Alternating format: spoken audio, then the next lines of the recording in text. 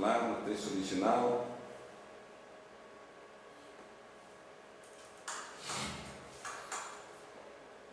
Então esse é o texto original em hebraico, tá? Viram os filhos de Deus que as filhas dos homens eram formosas e tomaram para si mulheres de todas as que escolheram, tá? Então essa palavra no original hebraico, filho de Deus, é Benai Elohim. Vocês estão vendo aqui? Benai Elohim, filho de Deus. Por que ali em Moisés eles estão chamando Elohim? Toda vez que você vê esse prefixo HI no final, em hebraico, é plural, tá? Então, é como se eu falasse assim, essas pessoas que são Deus, né? Então aqui é um Deus no plural, filhos do Deus plural, vamos dizer assim. Por que Deus plural ali? Porque, tu lembra quando ele falou assim, façamos o homem a nossa imagem e semelhança, né? Então era uma reunião da divindade, ele falou assim, agora vamos fazer um ser especial, então vamos reunir nós três, né? Vamos fazer nós, o homem, a nossa imagem e semelhança. Então, o termo Elohim. Oi? Nós três quem? Deus Pai, Deus Filho e Deus Espírito Santo. A Trindade. A Trindade, isso. Então, aqui está Benai Elohim, filhos de Deus, ponto, né? Viram os filhos de Deus. Agora, vamos ver em outros textos que têm essa mesma palavra Benai Elohim para entender, né? E vindo um dia que os filhos de Deus vieram apresentar-se perante o Senhor, veio também Satanás entre eles. Eram seres humanos?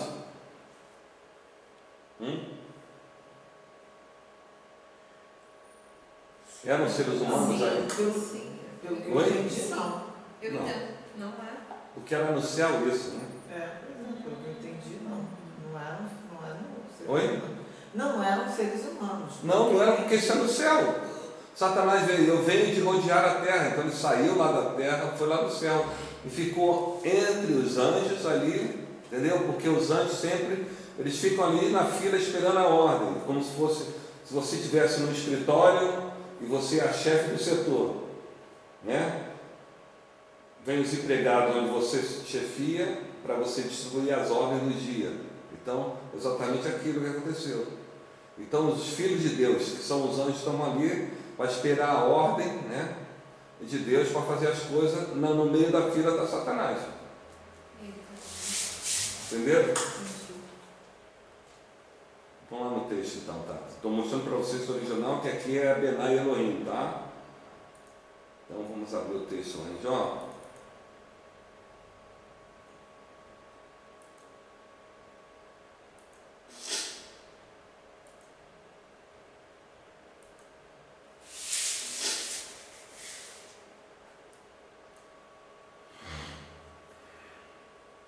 Aqui a partir do 6. E no dia que os filhos de Deus vieram apresentar-se perante o Senhor, veio também Satanás entre eles. Então o Senhor disse a Satanás: de onde vens?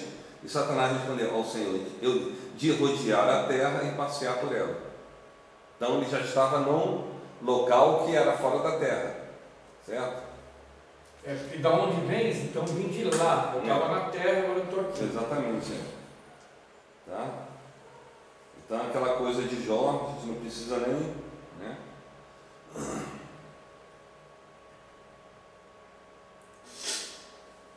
Aqui no capítulo 12. E vindo outro dia em que os filhos de Deus vieram apresentar-se perante o Senhor, veio também Satanás entre eles apresentar-se ao Senhor. Mesma pergunta: de onde vem? Satanás respondeu: de rodear a terra e passear por ela. Mas isso é repeteco do que estava dito? Não, é não. outro dia? Isso aí é outro dia, ó. Vindo outro dia. Tá?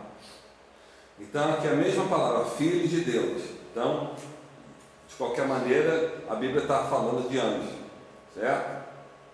Alguma pergunta? Ele repete novamente, o Senhor repete novamente a mesma coisa? É. Tá?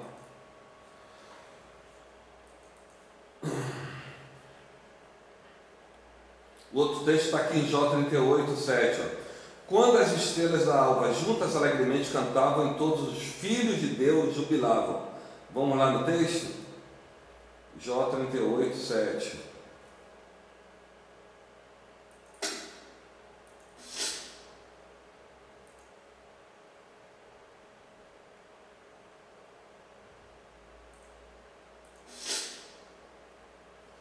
Vamos do começo para a gente entender o contexto. Não foi para você, né? A gente tem que ver o contexto. E depois disso o Senhor respondeu a Jó de um redemoinho, dizendo: quem é esse que escurece o conselho com palavras sem conhecimento? Agora cinge os seus lombos como homem e pergunta-me, e tu me ensinarás. Onde estava tu quando eu fundava a terra? Presta atenção. Faz-me saber se tens inteligência. Quem lhe pôs as medidas, se é que o sabes? Ou quem estendeu sobre ela o cordel, sobre quem estão fundadas as suas bases? Ou quem estende sobre ela o cordel, sobre estão fundadas as suas bases? Ou quem assentou a sua pedra de esquina? Quando as estrelas da alva juntas alegremente cantavam e todos os filhos de Deus jubilavam. Quem são esses filhos de Deus? Claro, o homem ainda não tinha sido feito. O homem foi feito no último dia. E Deus está falando assim, ó, eu estava fundando a terra e os filhos de Deus jubilavam. Você entendeu agora? Então, em nenhum local da Bíblia onde ele fala filho de Deus está relacionado a homem. Então, como é que o cara vem com uma exegese de que aqueles filhos de Deus eram a descendência de Sete? Não faz sentido. Dentro da apologética, ele está totalmente errado. Ele está chutando. Chute. Entendeu? Porque a toda hora que a Bíblia fala de filhos de Deus, está falando de anjos. Correto? Mais alguma pergunta?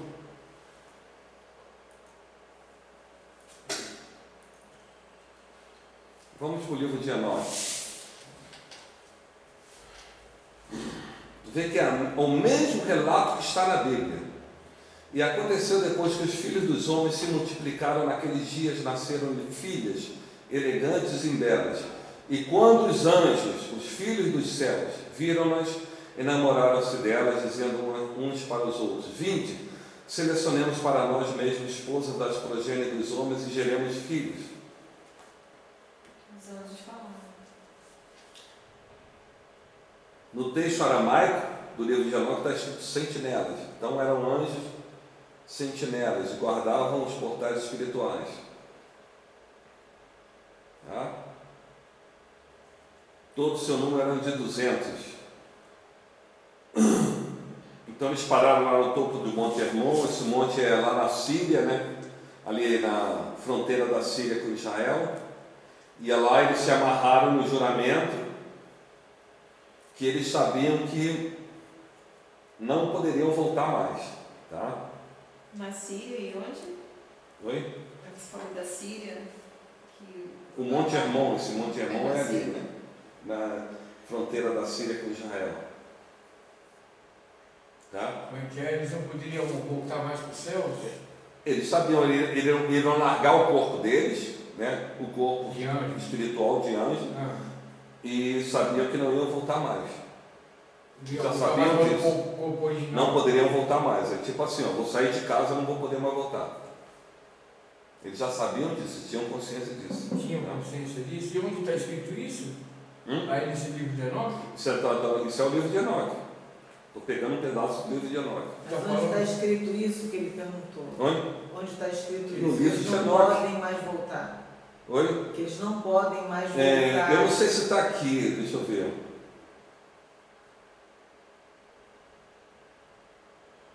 Não está aqui não, mas em outro texto do livro de Enoque eles falam assim, ó, a gente está sabendo que vai voltar, então a gente tem que se jurar mutuamente, né, que a gente vai com esse intento até o fim. Aqui diz o nome deles, alguns deles, né? Eles eram guardiões, sentinelas, né?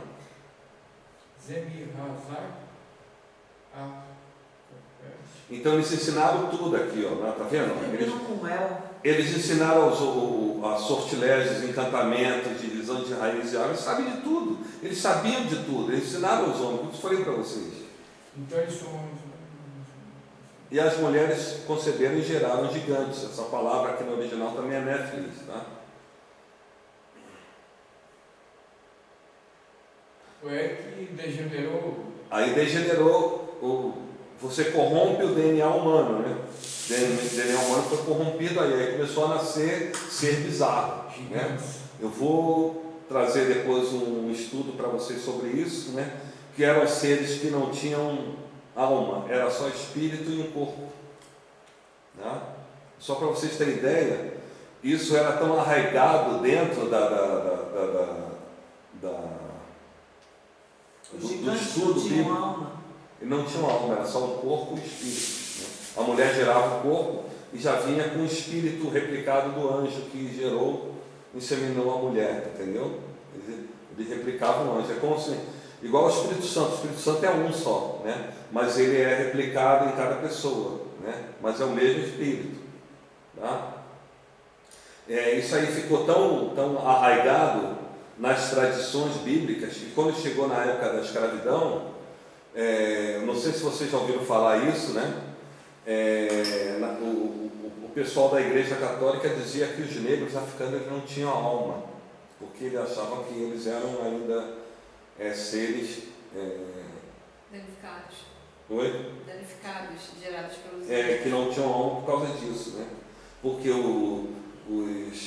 você imagina, você é criado na Europa. Eram considerados filhos de... Não, eles consideravam que eles não tinham alma mesmo. Olhavam eles como seres humanos, mas você imagina, você criado na Europa, né? 1400, 1500, a Europa já era civilizada e tudo mais. Então você pega um ser que quase grunhe, né? Como aqueles africanos na época quase nem falavam, grunhiam, né? E andavam que nem animal, nu, né? Então, cara, de onde é que vem esse ser, né? Só pode ser aí. Então, achavam que ele não tinha alma, né? A Igreja Católica passou um tempo muito grande, né? Achando que os negros eram seres híbridos, por isso que tratavam eles como animais, por isso que tratavam eles como escravos enfim, né? Foi a partir, acho que foi o Brasil que começou com essa coisa de achar que eles eram seres humanos, os jesuítas, aí começaram a catequizar eles para eles se converterem, né? Ao cristianismo, mas até então a grande maioria dos europeus achavam que eles não tinham alma. Eles mataram Nefelim trouxeram os Ilioud. Eles brigam, os demônios brigam por território até hoje, né? Depois eu vou trazer. Quando eu entrar no estudo sobre demônios, vou trazer tudo isso para vocês. Eles têm território demarcado, não pode passar de um território espiritual para outro, né? Eles têm assim, uma certa hierarquia, um certo respeito por um e outro. Tá? Mas isso aí depois, quando eu vier trazer para vocês o estudo sobre demônio, né? A origem dos demônios. Então aqui se originou os demônios. Então esses seres híbridos, eles se tornaram demônios depois, né? Depois do dilúvio, o corpo deles morreu, né? Como Deus não tinha nada a ver com eles, porque Deus não criou eles, né? Deus não tem nada a ver com a criação deles. Né? De quem? Desses seres aí, que nasceram dos anjos com as mulheres. Deus não tem nada a ver com a criação deles. Então são seres híbridos que eles ficaram aí, o espírito deles ficou aí vagando por aí, né? Sem paradeiro. Então até hoje por aí, por isso que eles ficam procurando corpo para eles se aquecerem, vamos dizer assim, né? Assim, ter uma casa, que eles já não têm mais casa. Então os corpos deles morreu no dilúvio, o corpo físico dele morreu no dilúvio. E a alma ele não tem alma. Não tem alma. É o espírito deles. Estão vagando por aí. Por aí, São demônios. São demônios. Estão aqui na terra vagando. Vão lá no inferno, vão lá no céu. Estão à procura de. Eles procuram um corpo, imagina, você tinha um corpo, perdeu. Você fica procurando um corpo para ter conforto, né? Tu lembra quando o Jesus falou, quando o demônio sai de um corpo, ele anda em lugares áridos. Então, lugares áridos é isso, você fica num lugar desconfortável. Imagina, você não tem casa. A grosso modo, eu lembro do MIB, Homens de Negro. Um filme, MIB, que entrava no corpo para poder... eles precisavam de um corpo para habitar. A priori, eles querem um corpo para se sentir confortável, mas eles usam aquele corpo para fazer um monte de coisa no mundo físico que eles não podem fazer. Né? Mas saiu com estudo depois. Vem cá, os gigantes eram os Néfilins. Néfilin é gigante. Né? Mas olha só, aqui, ali está dizendo. Espera um instantinho. Vou trazer para você. Havia naqueles dias gigantes na terra, aqui ó, Han Nephilim, tá? Original aqui é Nephilim, tá? Ha é os gigantes, tá? Então, você diz na Bíblia, na Septuaginta, de Gênesis 6:4. Isso, Gênesis 6:4. Isso aqui é o texto original bíblico, tá? Em Bíblia. hebraico, tá?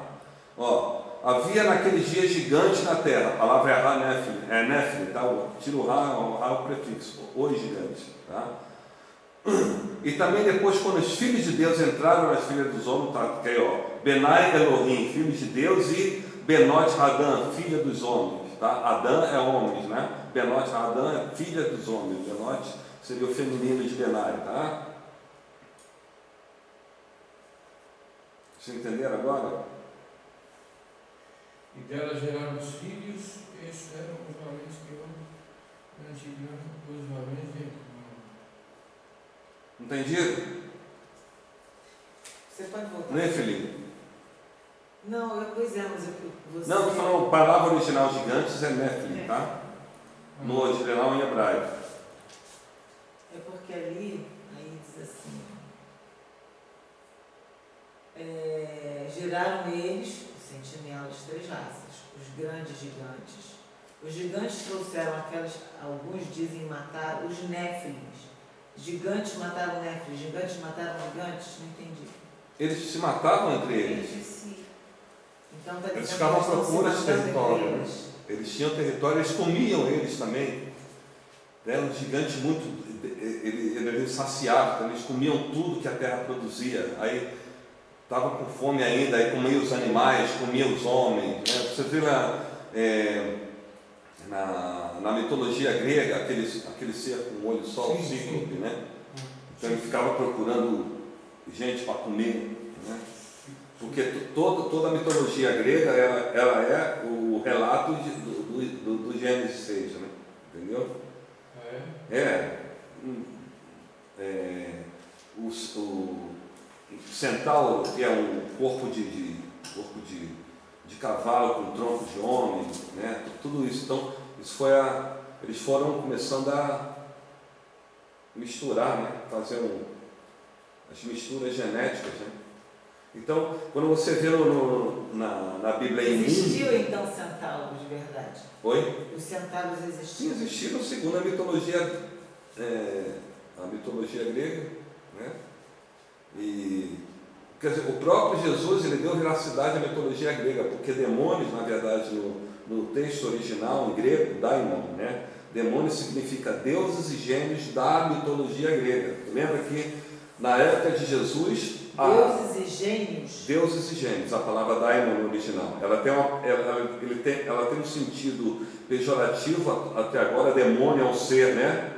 Mas na época de Jesus não. Todo mundo sabia que demônios, daimons, né? Eram seres, deuses e gênios da mitologia grega. Gênios. Gênio. Shazam é o quê? Ah, tá. Shazam é um gênio. Então é um demônio da mitologia grega. A Jinn é um gênio. Lembra? Jinn é um gênio? Era um demônio da mitologia grega. Deuses e gênios. Deuses e gênios eram os daimons da mitologia grega. Entendeu? Então, quando a primeira vez que Jesus usou essa palavra, ele usou naquele endemoniado de Gadareno. Esses caras que estão no corpo dele são os daimons, os deuses da mitologia grega. Entendeu? Exatamente isso. Então, de uma certa forma, Jesus endossou a realidade da mitologia grega. Jesus usava o conhecimento empírico da pessoa ali. Tá? Então, ele identificou que seres eram aqueles dentro do endemoniado, dentro da cultura local ali. No Antigo Testamento não tinha a palavra demônio. Você nunca vai ver na Torá a palavra demônio no Antigo Testamento. Embora alguns textos traduzidos venham, né? Isso que eles fazem são para demônio, mas a palavra não lá. Depois eu vou trazer no estudo sobre demônios, eu vou trazer o texto original para você ver, tá? A primeira pessoa que usou essa palavra demônio foi Jesus, para identificar aqueles seres imundos que estavam dentro do endemoniado de Gadareno, tá? Por que é ser imundo? A gente tem aquele entendimento que imundo é aquilo que é sujo, né? Mas o que é imundo no texto bíblico? Imundo é contaminado. Entendeu? Se eu tenho um programa Microsoft que tem vírus, ele está contaminado. Então eu vou dizer que meu programa está imundo. Por isso que fala espíritos imundos, né? Espíritos imundos, espíritos contaminados, né? Não são espíritos puros, foram contaminados, tem mistura, entendeu?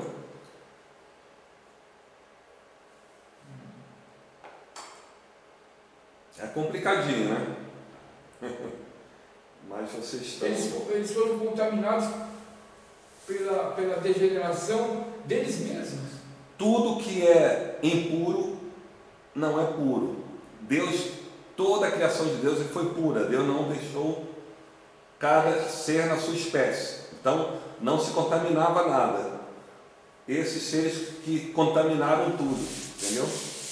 Eles se autocontaminaram, no caso, renegando a essência de Deus. Não, olha, eles não renegaram a essência de Deus.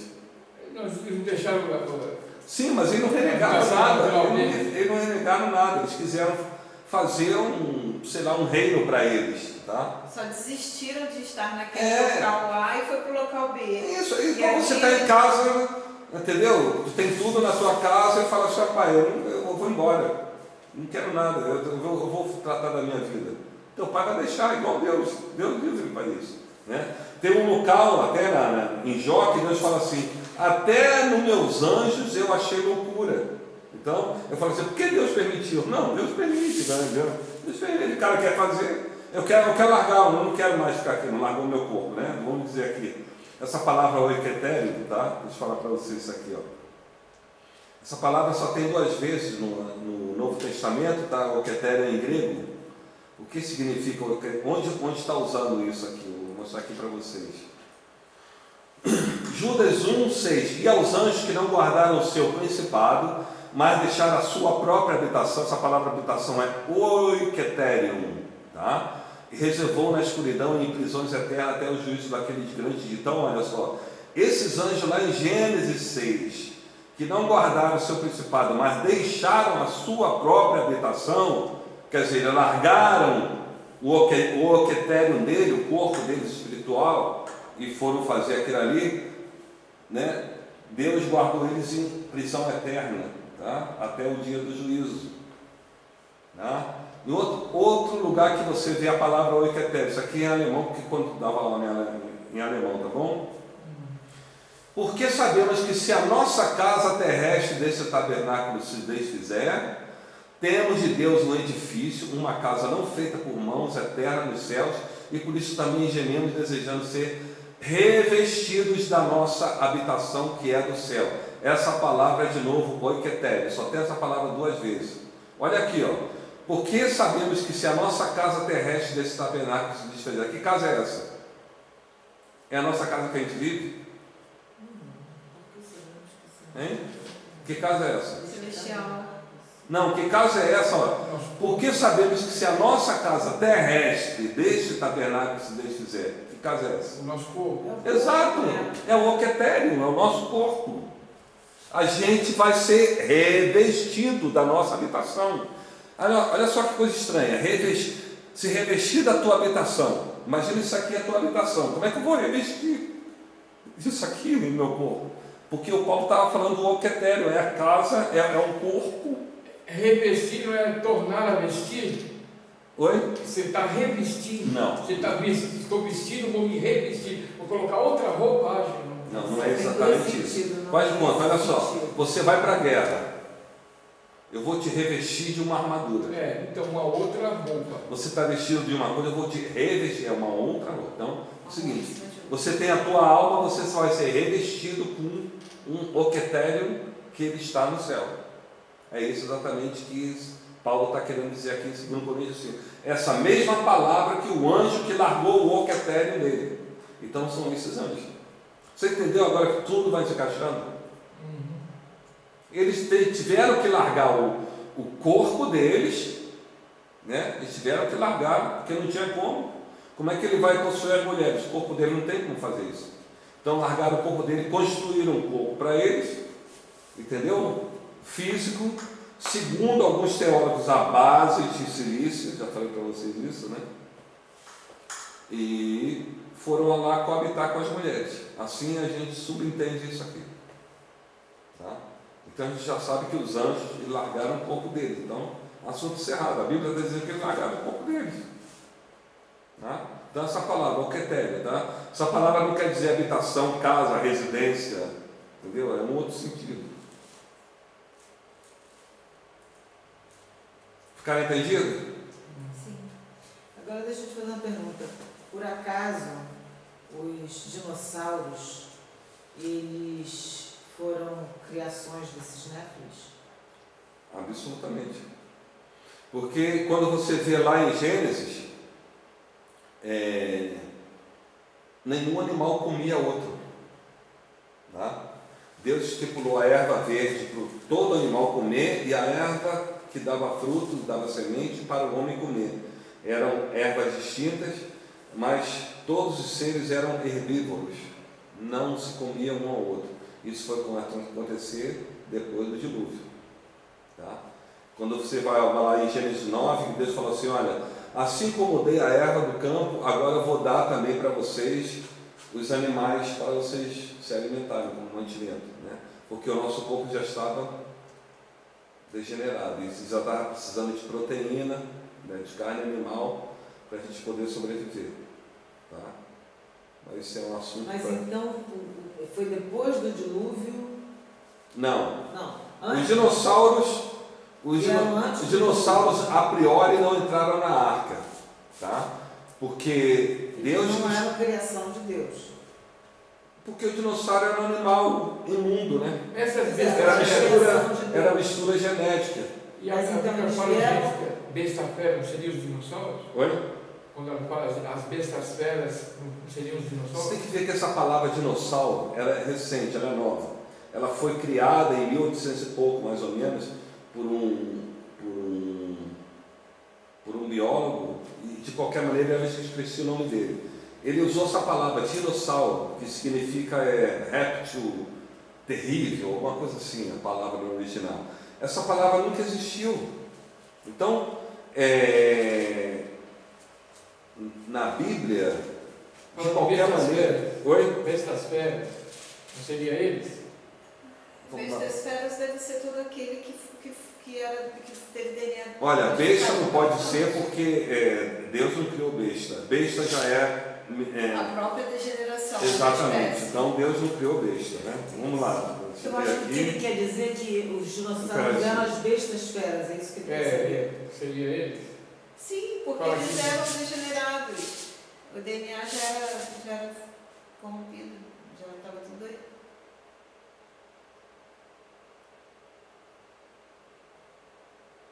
Isso aí tem que ser depois, porque depois do dilúvio, é isso que você está procurando, Daniel? Não, porque aqui no Gênesis 1 está dizendo assim, e fez Deus as feras da terra conforme a sua espécie.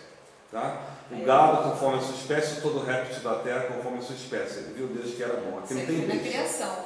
Aqui não tem besta. Fala de fera, fera, que a palavra fera se tornou uma palavra ruim, né? É ruim. Mas fera quer dizer que é um animal, sei lá, grande, enorme, mas ele não era uma besta. Né? Aqui não tem besta fera. Né?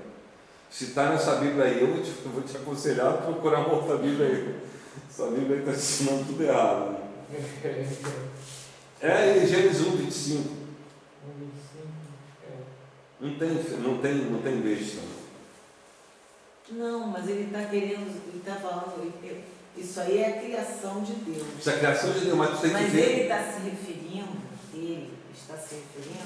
à criação do Néfilo, no caso, dos dinossauros. Não, mas não ele tem. Ele está querendo saber se quando fala em besta fera na Bíblia, se refere aos dinossauros. É Sim, isso que ele mas tá o pensando. problema é onde está essa palavra no original. Besta-feira, eu não sei. Besta-feira. Parece que eu vi aqui, besta-feira do campo, besta-feira do campo, um negócio assim. Mas não no Gênesis, Na criação. na criação, não. Pode ver um tempo depois. Depois procura e traz para mim. Né? A gente abre o texto aqui original e elucida o caso. Mas vamos lá a coisa. Então. A gente viu então a escatologia segundo Daniel. Então agora a gente vai ver a escatologia segundo Cristo. Por que é importante? Por que é importante a escatologia segundo Jesus? Porque toda palavra que sai de Jesus é verdadeira. Certo? Então, se Jesus lançou uma escatologia, quer dizer, ele lançou uma profecia do final dos tempos, é que ela é verdadeira e irá acontecer. Tá? Então vamos a ela aqui, Mateus 24. E quando Jesus ia saindo do templo, aproximaram-se dele seus discípulos para lhe mostrarem a estrutura do templo. Né? Naquela época era o templo de Herodes, né? O templo ainda estava construído, era magnífico, era uma construção magnífica. Jesus, porém, lhes disse: não veis tudo isso, quer dizer, o templo, né? Aquelas pedras. Em verdade vos digo que não ficará aqui pedra sobre pedra que não seja derrubada. Tá? E estando assentado no Monte das Oliveiras, chegaram-se a ele os seus discípulos, em particular, vocês viram, né? Dizendo, dize-nos, quando serão essas coisas? E que sinal haverá da tua vinda e do fim do mundo? Primeiro ponto, exegese do texto. O que os discípulos fizeram para Jesus? 3 perguntas, certo? Quando serão essas coisas? Primeira pergunta. Segunda, e que sinal haverá da tua vinda? E a terceira, o fim do mundo. Presta atenção nessa palavra aqui, fim do mundo. Eu botei de propósito, tá? Fim do mundo. Porque isso aqui foi traduzido errado. Tá? No texto original é final das eras, final dos tempos. Tá? Então, se vier na tua Bíblia fim do mundo, o mundo jamais irá acabar, tá? Eu vou abrir o texto original aqui para vocês, que eu tenho que matar a cobra e mostrar o pau, né? Senão vocês vão ficar acreditando só em mim. Deixa eu ver o texto aqui. Não é esse. Ué, cadê o texto? Mateus 24, versículo 3. Vamos lá, Mateus, no texto original em grego, Mateus 24, versículo 3.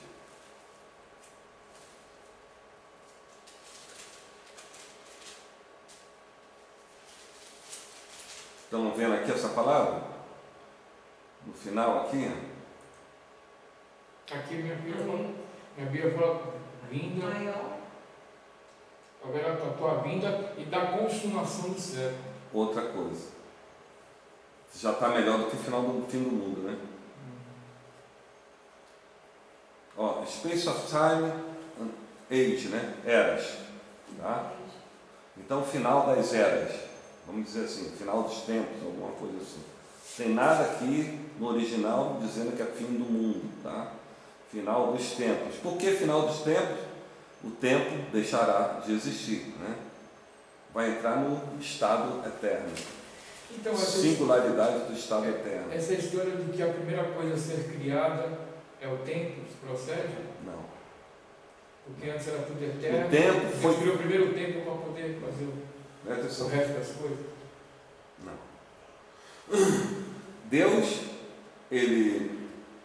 a primeira vez que a gente teve noção do tempo foi quando Deus criou nos 6 dias, porque Ele abre e fecha. Foi tarde de manhã, o primeiro dia. Então, Deus fez um lapso de tempo e fechou. Aquilo jamais irá acontecer. Tá? Então, o que é tempo? Tempo é uma coisa que passa e nunca mais irá se repetir. Você entendeu? Dentro do contexto do que é tempo segundo Deus, tá? Ele fechou aquele ciclo. O primeiro dia nunca mais irá se repetir. Deus já fechou o ciclo. Assunto cerrado, é passado, tá? Segundo dia, ele criou outras coisas. Tarde e manhã, ele fecha. Terceiro dia, tarde e manhã, fecha. E houve tarde e manhã. Então ele põe tudo no passado. Então, os 6 dias Deus jamais irá repetir. Então, quando diz a Bíblia assim, ele vai construir novos céus e nova terra, mas na verdade ele vai regenerar tudo que ele criou. Vocês entenderam? Quando chega no 7º dia, vocês já perceberam que ele não fecha? E no 7º dia Deus descansou.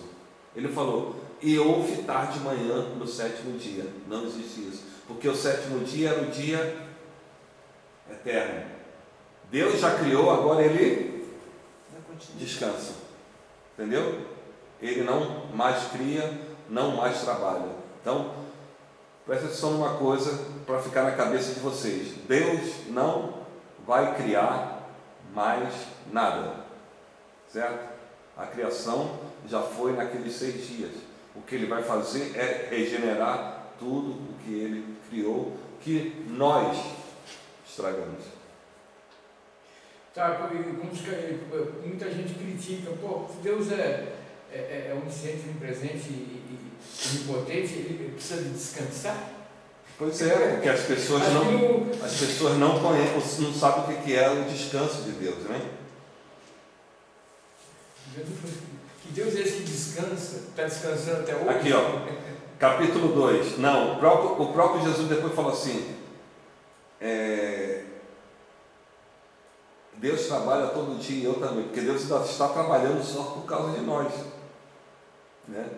Quando ele regenerar tudo, ele vai voltar ao 7º dia aqui, ó. Assim os céus e a terra e todos os exércitos foram acabados, e havendo Deus acabado o dia 7º, a obra que fizera, descansou no 7º dia de toda a sua obra que tinha feito. E abençoou Deus o dia 7º e o santificou, porque nele descansou de toda a sua obra que Deus criara e fizera. Cadê? E foi tarde de manhã o 7º dia. Vocês viram que coisas que passam despercebido quando você lê a Bíblia? Sim, muita coisa. Pois é, estou aqui para abrir o olho de vocês para essas coisas que você lê e passa desapercebido. Então, esse 7º dia, o qual Deus descansou, e que você menciona de acordo com a palavra, em que ele vai retornar, eu chamo isso de espaço de tempo, tá? Vou chamar assim. Esse 7º dia, quando Deus voltar, que vai retomar esse tempo vai de encontro àquelas 40 semanas de Daniel. 70 semanas de Daniel.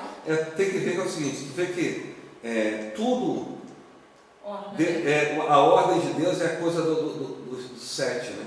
7 é um número perfeito de Deus. Então, o sábado é o 7º dia, né? 70 semanas, né? 70 vezes 7, não? Então aquilo ali é multiplicado, porque ele está fazendo um modo contínuo do tempo, 70 vezes 7, né? Então tudo, Deus, ele deixou a matemática é a linguagem que Deus se comunica conosco. Entendeu? Odeio matemática. Eu também. A matemática é a linguagem que Deus comunica conosco. Tá? Então, a gente tem que saber dos códigos de Deus através da matemática. Tá? E tu vê que só o ser humano ele consegue fazer, fora o anjo, né? Sim. Só o ser humano ele consegue calcular, né? O animal não consegue, ele não tem esse tipo de raciocínio. Né? Sim. Tá? Então, você tem que ver que é o seguinte: qual é o estado eterno? O estado eterno é o sábado. O sábado é o dia de descanso de Deus, porque ele agora, ele já criou os reis que vão reinar sobre a terra por todo o estado eterno, toda a singularidade do estado eterno. Então agora ele já não precisa fazer mais nada, que agora ele já tem os reis, né? Porque tudo isso foi plano de Deus.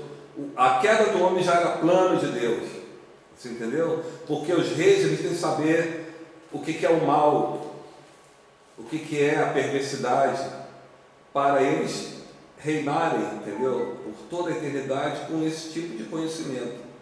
Você entendeu? Porque Mas quando novos você fala seres isso, humanos. Quando você fala isso, vai de encontro com o tal do livre-arbítrio, né? Então que livre-arbítrio é esse?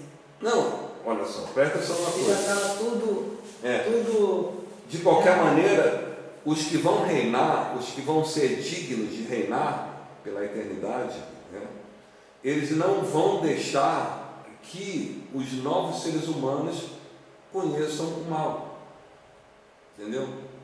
Então, para isso, eles vão, como diz ali no Apocalipse, vão reger as nações com vara de ferro. Que vai estreitar mesmo para poder. É vara de ferro, quer dizer, na eternidade acabou a democracia, né? Acabou esquerda, direita, o centro, não sei o quê. Né? Na eternidade vai ser teocracia. Né? A forma de governo vai ser o teos, é o padrão divino de governabilidade. E quem vai fazer isso? São os reis que foram criados aqui na terra. Entendeu? Os salvos com coroas. Depois eu vou entrar no texto, né? Nem todo salvo vai reinar, né? Tem salvo que vai ser rei, tem salvo que vai ser sacerdote, vai servir, tá? Isso é um outro tema. Eu só quero que vocês entendam isso aqui, olha. O sábado é o estado eterno, tá? É o dia que Deus descansa, é o dia eterno, a singularidade. Porque no tempo cairós de Deus não existe passado, nem presente, nem futuro. É sempre um estado singular eterno, né? Entendeu? É um presente contínuo. Né? Isso coisa dá, eu sei que dá. Não, não é isso não, é que você não me respondeu o que eu perguntei, o que eu falei. Não, estou falando, não vai ter livre-arbítrio. Eu sei, não vai ter, mas o que eu estou te dizendo é a questão do que é agora, entendeu? O que sempre foi. Quando Deus fez o mundo, você falou, Ele já sabia tudo Já. foi padrão dele. Então, onde está o livre-arbítrio? Não é bem assim, não. Existe a vontade permissiva de Deus e a vontade soberana dele. Entendeu? O livre-arbítrio está na vontade permissiva dele. Ele permite que você desobedeça a ele ou não. Mas a vontade soberana é o seguinte, olha, se você desobedecer, você já sabe o que vai acontecer. Se você obedecer, já sabe o que vai acontecer. Não é assim também. O livre-arbítrio, as pessoas entendem errado isso aí. Existe uma ordem nas coisas. Você não é o Senhor que você pode fazer o que quiser. Entendeu? O ser humano tem que entender isso. Existe alguém hierárquico em cima dele. Entendeu? Não é anarquia. Eu tenho livre-arbítrio, eu posso fazer o que quiser. Você tem o direito de fazer o que quiser, mas você está preso à consequência da tua escolha. Não tem jeito. Tá? Isso é a famosa lei da semeadura. Isso está na Bíblia de Gênesis e Apocalipse. O que você plantar, você vai colher. Escolheu plantar morango, vai colher morango. Escolheu plantar erva daninha, vai colher erva daninha. Tá? Esse é o livre-arbítrio. Mas, mediante esse livre-arbítrio, as coisas podem mudar, sair do rumo daquilo que ele programou, entendeu? Absolutamente não. Você pode programar o teu futuro segundo a tua escolha, mas o plano de Deus sobre tudo já está traçado, inclusive ele já profetizou o que vai acontecer. É você se inserir dentro do plano de Deus. Você entendeu? Então, muita gente questiona, como eu falei desse grupo de ateus, agnósticos, questiona isso. Que livre-arbítrio é esse que a gente tem, que se a gente não seguir, a gente vai morrer, se a gente seguir, a gente vai viver? Então, para eles, isso não é livre-arbítrio. Sim, mas é o conceito que ele tem de livre-arbítrio, como eu falei para você. Livre-arbítrio, segundo a Bíblia, não é uma anarquia, porque você é todo poderoso para fazer o teu livre-arbítrio. Você pode dizer, eu não vou morrer. Você pode dizer isso? Você não pode. Eu sou poderoso o suficiente para dizer que eu não vou morrer. Poder pode. Não? Poder pode. Não, vai você não pode. acontecer. Não. Poder pode. Então não é esse livre-arbítrio que ele acha que é. O livre-arbítrio é o seguinte: vocês podem escolher como Deus ele botou na tua frente, né? olha, escolha me obedecer que você vai ter vida eterna. Se você não escolher me obedecer, você vai ter morte eterna. Esse é o livre-arbítrio. Entendeu? O cara escolheu ter morte eterna. O que Deus tem a ver com isso? Aí quando ele vem a consequência da escolha dele, ele quer reclamar com Deus. Ele fala, meu filho, eu botei na tua frente. Você escolheu isso, agora você vai colher isso. Isso vai ser um grande julgamento. Entendeu? Todo ser humano, ele tem o direito de... Esse é o livre-arbítrio, de escolher. Quer passar a tua... você quer... Exatamente. Você tem dois caminhos. Quer passar a eternidade com Deus? Um caminho. Você quer passar a eternidade sem Deus? Outro caminho. Esse é o livre-arbítrio. Na verdade, é uma escolha. Exatamente. Não é liberdade, é uma escolha. É uma escolha. Não é liberdade. Mas o que é liberdade? A liberdade, no caso, bom, liberdade olha só, você vive num país, livre. você vive num país livre, Estados Unidos, né? Estados Unidos é um país livre, certo? Você tem liberdade, certo? Mas você está preso a uma Constituição. Eu cismei agora, eu sou livre. Eu quero matar a Ana Paula. Não gosto da cara da Ana Paula. Vou matar ela. É o meu livre-arbítrio. Mas eu estou preso à consequência da Constituinte que está regida no país livre. Se eu matar ela, eu vou pagar pela minha liberdade de escolha que eu tive. Entendeu? Eu posso matar ela. Eu tenho essa liberdade. Mas eu estou preso à consequência desse ato que eu cometei por transgredir a Constituição. Certo. Então o que o cara quer dizer com ser livre? Livre para quê? Entendeu? Então, entendi. Você tem a escolha. Se você escolher se distanciar de Deus, você vai ter a consequência daquela... Você vai ter que é da lei que ele, essa Constituição que ele criou. Essa Constituição que ele criou. Ele dá o direito a todo ser humano, dá o direito. Ele não tem pessoa separada para isso. Tá? Ele dá o direito para todo ser humano de qualquer espécie escolher. Né? Primeiro que você já foi escolhido. Presta atenção numa coisa, você poderia ter nascido cachorro, gato, você foi escolhido por Deus, tanto é porque você é um ser individual, você é diferente de todos os outros seres humanos, a tua impressão digital, a tua impressão de íris, então você foi escolhido por Deus, Ele te escolheu e botou no tempo certo. Você tem um projeto de Deus na tua vida, entendeu? Então, você escolhe aceitar esse projeto ou não. E Deus dá essa liberdade para você, dá esse livre-arbítrio para você. Olha, eu tenho um projeto para a tua vida. Você quer ele? Aí você vai responder para Deus, quer ou não. Ele vai permitir. Né? Então, vontade permissiva de Deus. Agora, vontade soberana. O que vai fazer? Escolheu, não quer entender? Minha vontade soberana agora. Tu vai pagar por isso. Entendeu? Igual esses anjos. Eles já sabiam. Né? Eles já sabiam. Deus deixou. Deus deixou. Deus deixa. Vontade permissiva. Mas eles já sabiam do que ia dar. Estão presos até hoje no abismo por isso. E ficará, né? Oi? Ficará de eterno, né? Eternamente, não tem? Porque é a lei. É a lei. Exatamente. Tá? Então, essa história que eu aprendi, que o tempo foi a primeira coisa a ser criada... Não, o tempo, onde está escrito, né? A apologética, aonde está escrito na Bíblia isso, que o tempo foi a primeira coisa a ser criada? A apologética. No princípio. Não é? No princípio, no princípio. Criou Deus os céus e a terra. Cadê o tempo? No princípio. Criou Deus os céus e a terra. Cadê o tempo criado aí? Mas ele criou. É porque quando se fala, acredito, o princípio, Depois, traz uma subjetividade de tempo, espaço, né? Só que ali o tempo de Deus é diferente do nosso, né? O Kairos e o Cronos, tá? São tempos diferentes. Tá? Mas você tem que subentender que é o seguinte: na dimensão em que Deus vive, o tempo não existe. Existe lá a singularidade.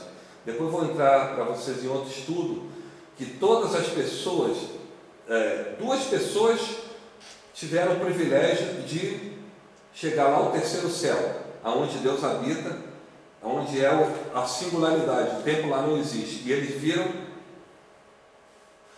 tudo que aconteceu no futuro, porque lá o tempo não existe. E duas pessoas que tiveram a visão, eles não foram não, mas tiveram a visão do trono de Deus, que eles viram também o que ia acontecer no futuro. Ezequiel e Isaías, mas vou entrar nisso depois no texto para vocês. Eles estão lá, seriam Elias e Moisés? Não, isso é outra coisa. Eles tiveram a visão do trono de Deus, quer dizer, eles tiveram a visão do lugar onde Deus está habitando, onde o tempo não existe. Tá? Paulo foi um que foi e João foi outro quando ele escreveu o Apocalipse. Tá? Mas isso aí é coisa para... Vamos dar continuidade aqui. Quando, olha só, os discípulos fizeram 3 perguntas para Jesus, não foi? Uhum. Então, todo Mateus 24, que você já viu um monte de pastor pregar errado, o Mateus 24, Jesus está respondendo a 3 perguntas dos discípulos. Certo? Qual foi a primeira pergunta? Quando acontecerão essas coisas, lembra? Quais eram as coisas? Quando o templo ia ser derrubado, certo? A segunda pergunta: quais serão os sinais da vinda de Jesus? Terceiro, quando será o final dos tempos? 3 perguntas. Então, Mateus 24 todo é a escatologia de Jesus. Ele está respondendo a 3 perguntas dos discípulos.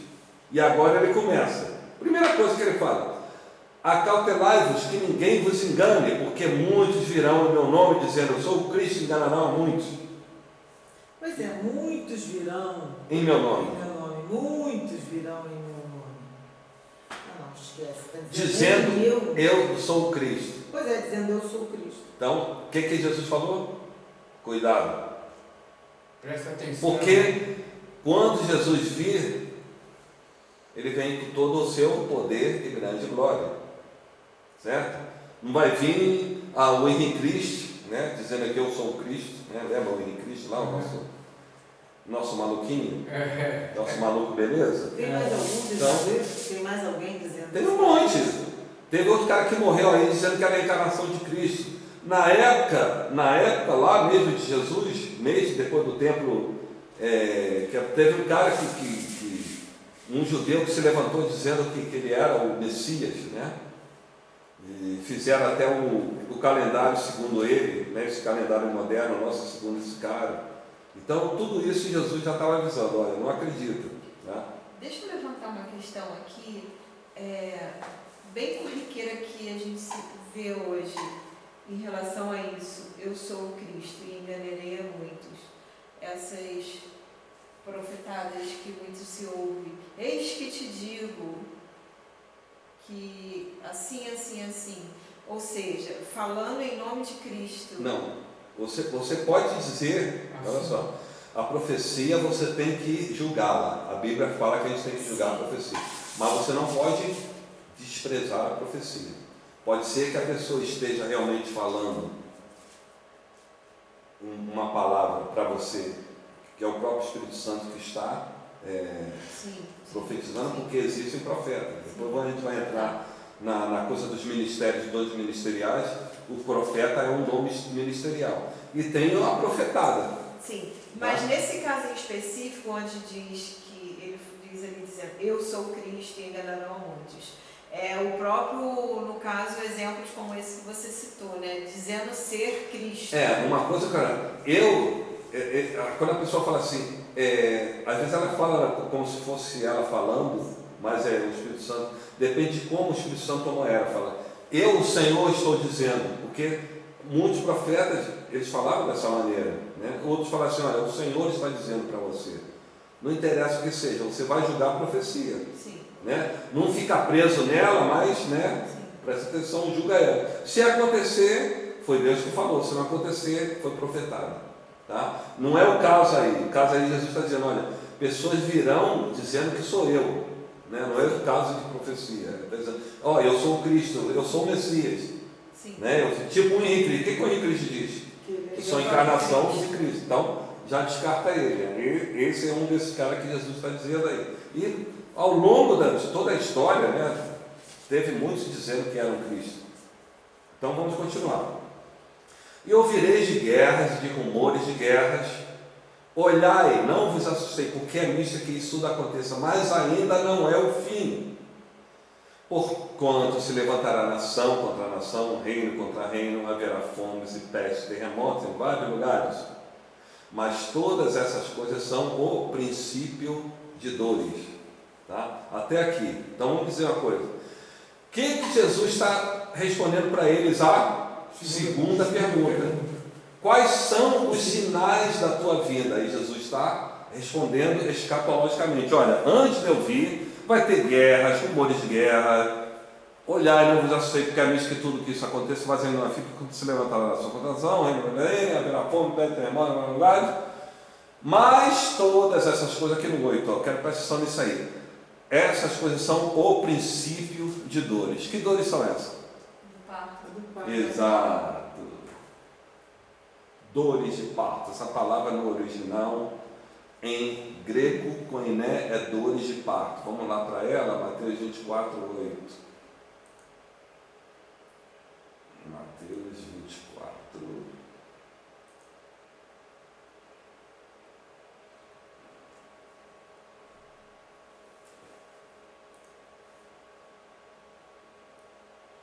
The pain of childbirth, né? Quem conhece inglês, certo? Então, princípio de dores. Bom, o que Jesus quer estar dizendo aqui? Ana Paula, que já teve filho, como é que são o negócio? Começa devagar. Começa devagar, quando o filho está para nascer, vai Aumentando. Vai.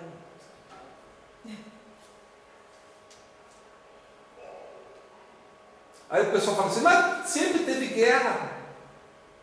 Desde o começo da humanidade, sim. Mas era uma guerra aqui, outra ali, né?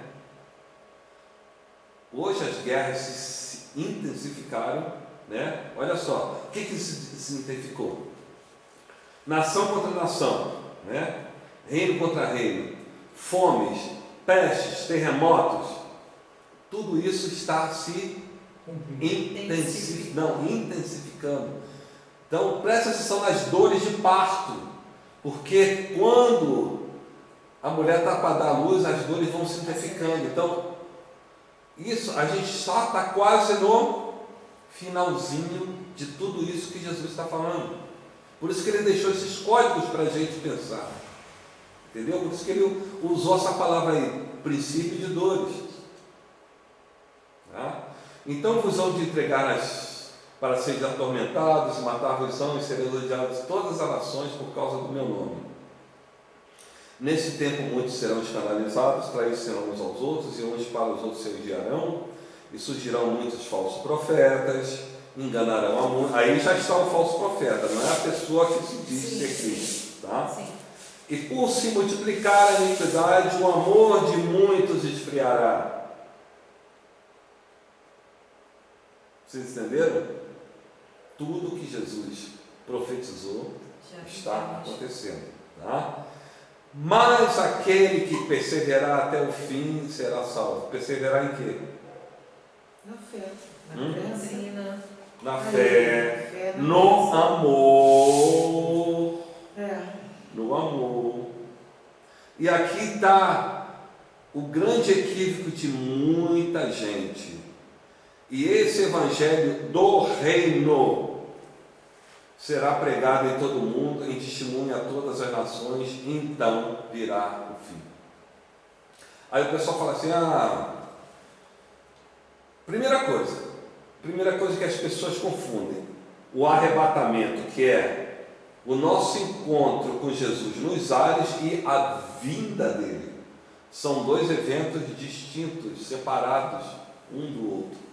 Então, Jesus não estava falando aqui sobre arrebatamento, por quê? Ele estava falando para judeus. Os discípulos dele eram judeus. Até então aí a igreja não havia sido concebida. Então Jesus não poderia falar sobre arrebatamento, porque não existia igreja aí. Tá? E outra coisa, a pergunta dos 3 discípulos, eles não falaram sobre igreja. Vocês entenderam? Jesus está respondendo a 3 perguntas, pelo amor de Deus, a exegese desse texto. Jesus está respondendo a 3 perguntas, e não põe igreja aí no meio. A igreja não está nesse meio. O evangelho que vai ser pregado não é o da graça, é o do reino. Vocês entenderam? O evangelho do reino. Aqui, o evangelho do reino será pregado em todo mundo. Não é o evangelho da graça. Qual é a diferença? Eu vou depois fazer um estudo do evangelho da graça, do evangelho do reino, são 2 evangelhos distintos. O evangelho do reino é para o judeu, o evangelho da graça é para gentios. Tá? Jesus veio pregar o evangelho do reino. Qual a diferença do evangelho do reino e da graça? A diferença básica. Evangelho do reino. Se prepare que o Messias vai vir estabelecer o reino de Deus. Qual é o evangelho da graça? Credes em Jesus e serás salvo. Então quem pregou o evangelho do reino foi João Batista. Arrependei-vos que é chegado o reino de Deus. E Jesus continuou pregando o evangelho do reino. Os outros 11 discípulos, todos eles pregaram o evangelho do reino. O único cara que pregou o evangelho da graça, que foi um evangelho exclusivo para ele, foi o Paulo. Para os gentios. Para os gentios. Paulo pregava para nós. Só para ele começou a pregar para os judeus, e quando os judeus não aceitaram, o que ele fez? Sacuda a poeira aqui. Estou isento do sangue de vocês, agora eu vou para os gentios. Tá? Porque isso foi uma ordem do próprio Jesus. Você prega primeiro para os judeus. Quando eles rejeitarem, você prega o evangelho da graça para os gentios. O que é o evangelho da graça? Pela graça que somos. Pela graça sois salvos e não por obras.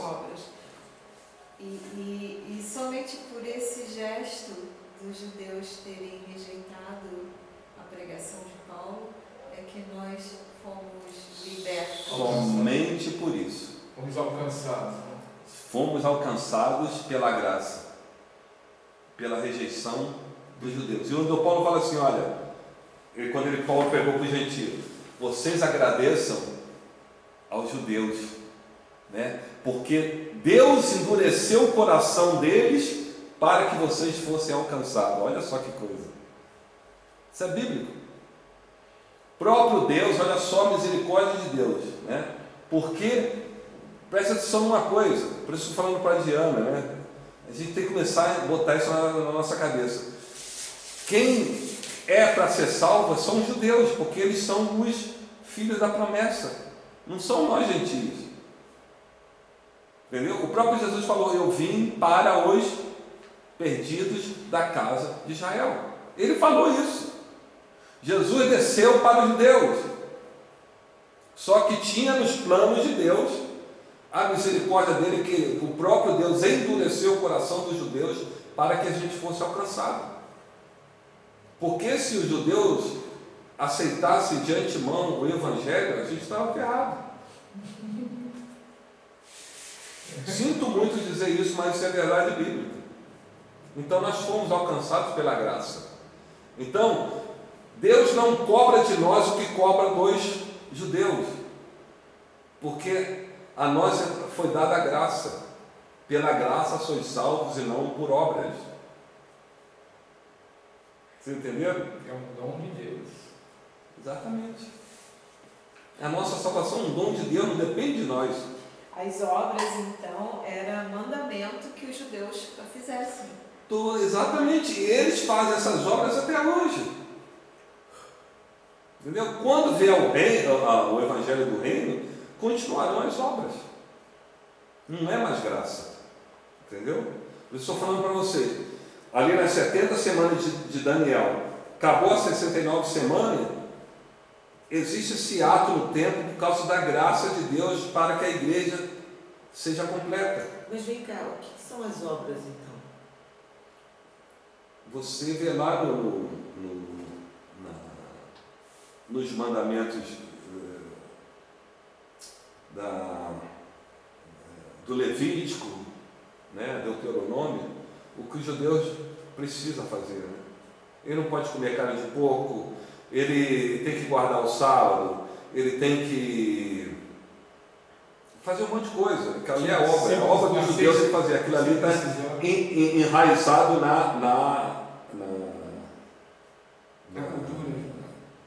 na coisa dele para ele ser salvo. Agora, quando o judeu se converte, ele já deixou de ser judeu, agora ele está entrando na graça. Você entendeu? O Paulo fala assim, olha, no reino de Deus não há judeu, nem grego, nem mulher, nem homem. Tá? Então, quando a pessoa se converte, ela já entra automaticamente na graça. Seja ele judeu ou não. Né? Por isso Paulo falou, olha, você foi alcançado secundado, não secunde. Se você foi alcançado não secundado, não secunde. Né? Você entendeu? Então o judeu que se converteu, ele ainda não foi circundado, ele se converteu, não precisa da circundação, porque a circundação é da obra, faz parte da obra dos judeus. Circuncisão. Isso tudo é obra. Entendeu? Deixa eu te fazer uma pergunta.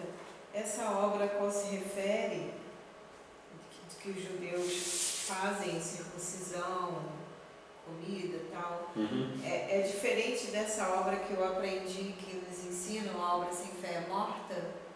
Que você tem que trabalhar no reino, ganhar vida, é outro tipo de coisa. Esquece isso aí, porque é o seguinte, isso aí está na carta de Tiago.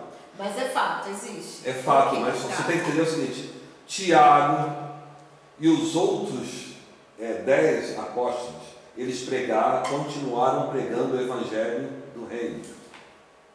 Tá? Quando trouxer o estudo do evangelho do reino da graça, o Paulo falou, a mim foi ordenado o evangelho da graça e para os outros irmãos apóstolos o evangelho do reino. Então, por isso que existe essa contradição, entre aspas, Sim.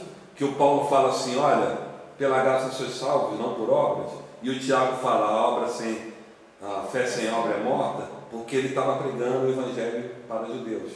Paulo estava pregando para nós. Então é o seguinte, você não precisa fazer nada para ser salvo. Estou falando de salvação. Eu estou falando sobre coroa. Tá?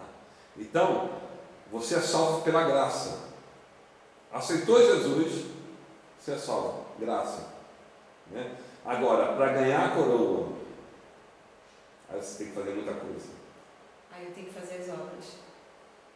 Mas não são essas obras do Deus. Sim, são essas obras a qual eu me referi. As obras é o seguinte, esvaziar-se de si próprio, você adquirir o caráter de Jesus, perdoador, amoroso, misericordioso, isso são as obras da igreja para alcançar a coroa. Bom? Obras do Espírito. Oi? Que as obras da carne e do Espírito são seriam as obras do Espírito. Mais ou menos isso, né? Mas ainda é um pouquinho mais, é um assunto meio complicado. Eu vou trazer vocês na época quando a gente falar a diferença dos salvos. Tá? Os que vão ganhar a coroa, os que não vão ganhar, os que foram salvos, o João viu lá no céu sem veste, outros com vestes que estavam sujas, outros que estavam com a veste limpa, mas estavam com coroa, eram 24 anciãos. Tudo isso é um pouquinho complicado para vocês compreenderem, mas a gente vai ver numa outra coisa. Então eu quero que vocês se concentrem aqui agora, nisso aqui que você vê muitos pastores envolvendo a igreja nessa escatologia. Então, esquece, a igreja não está aqui.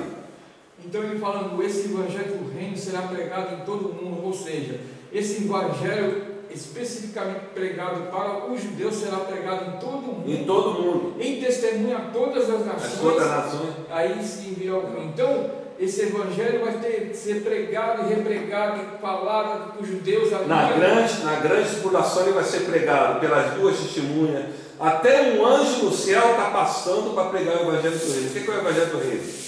Te prepara que o Messias está chegando. Certo? Esse é o evangelho do reino. Não foi assim que João Batista pregou? Não foi assim que Jesus pregou, está pregando? Eu vou trazer muitas coisas minuciosas na Bíblia que vocês vão entender isso com muita facilidade, tá? É um pouquinho complicado. Estou falando aqui, vocês vão... Esse evangelho do reino é o evangelho, é o que continua sendo então o que os judeus sempre acreditaram, que Jesus não é o Messias. Não é Jesus, né? Eu não acredito que Jesus é o Messias.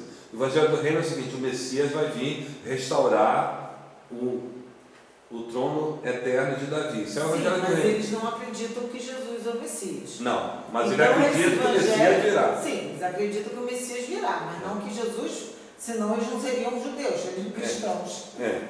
Exato. Então, esse evangelho daí é a Torá.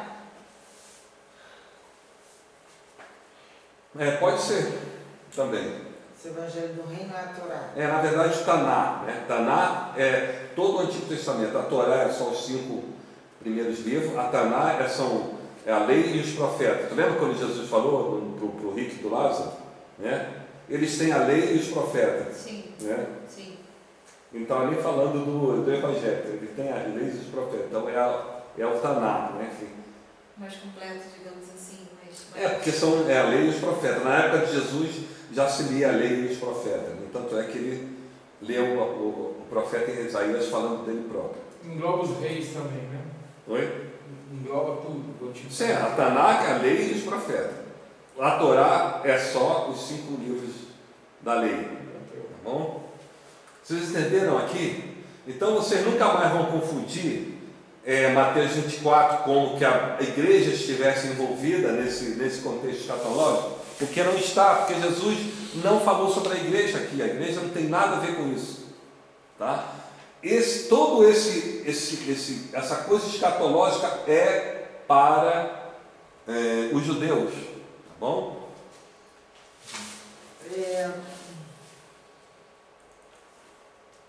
Uma curiosidade, tá? Isso aqui, se vocês quiserem copiar, isso é bom de fazer um pequeno histórico dos 4 evangelhos. O evangelho de Marcos foi escrito por João Marcos, tá? Vocês sabem, João Marcos foi na casa da mãe dele que começou a igreja, tá? A primeira igreja se reuniu na casa dela, tá? Não era num templo, tá bom? Nunca teve templo no livro de Atos, tá? Então, a primeira igreja se reunia na casa da mãe do João Marcos. Então, esse cara era um cara culto e foi o primeiro cara a escrever o evangelho. Embora o evangelho de Mateus venha na Bíblia primeiro cronologicamente, o primeiro evangelho escrito foi o evangelho de Marcos no ano 64 depois de Cristo, tá? Um pouquinho antes do templo ser destruído. O evangelho de Mateus foi escrito por Mateus. A gente sabe que Mateus era o cobrador de impostos, era também um cara culto, que sabia ler e escrever, tá? Então, ele escreveu o evangelho estritamente para judeus cristãos no ano 70, exatamente no ano que o templo foi destruído. O evangelho de Lucas foi escrito por Judeus cristãos são os que se converteram? Isso. Porque aí não são gentios cristãos, são judeus cristãos. Ele escreveu o evangelho de Mateus estritamente para judeus cristãos. Tá? O evangelho de Lucas foi escrito por Lucas em Antioquia para os gentios por volta de 80, quer dizer, 10 anos depois que houve a diáspora, tá? A diáspora é a dispersão dos judeus, quando Jerusalém foi invadida. Lucas é um cara totalmente misterioso, tá?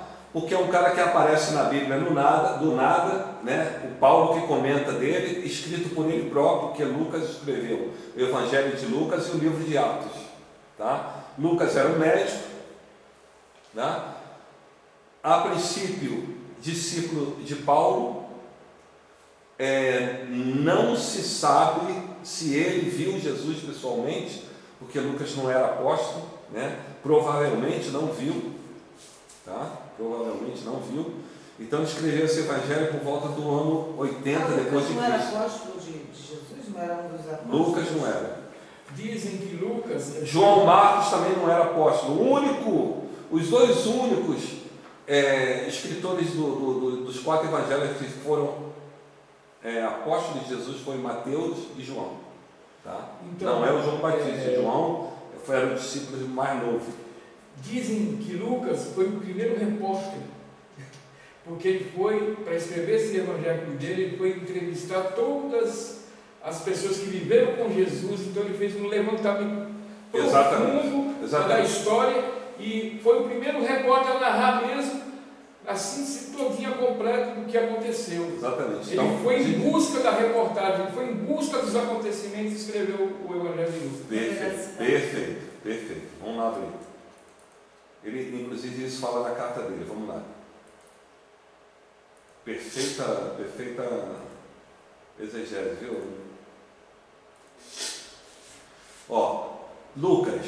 Tendo, pois, muitos empreendido em ordem a narração dos fatos que entre nós se cumpriram, segundo nos transmitidos mesmo que os presenciaram desde o princípio e foram ministros da palavra, pareceu-me também a mim conveniente descrevê-los a ti, ó excelente Teófilo. Quer dizer, ele escreveu a carta do Evangelho para Teófilo, por sua ordem, havendo-me já informado minuciosamente de tudo desde o princípio, para que conheça a certeza das coisas de que já estás informado.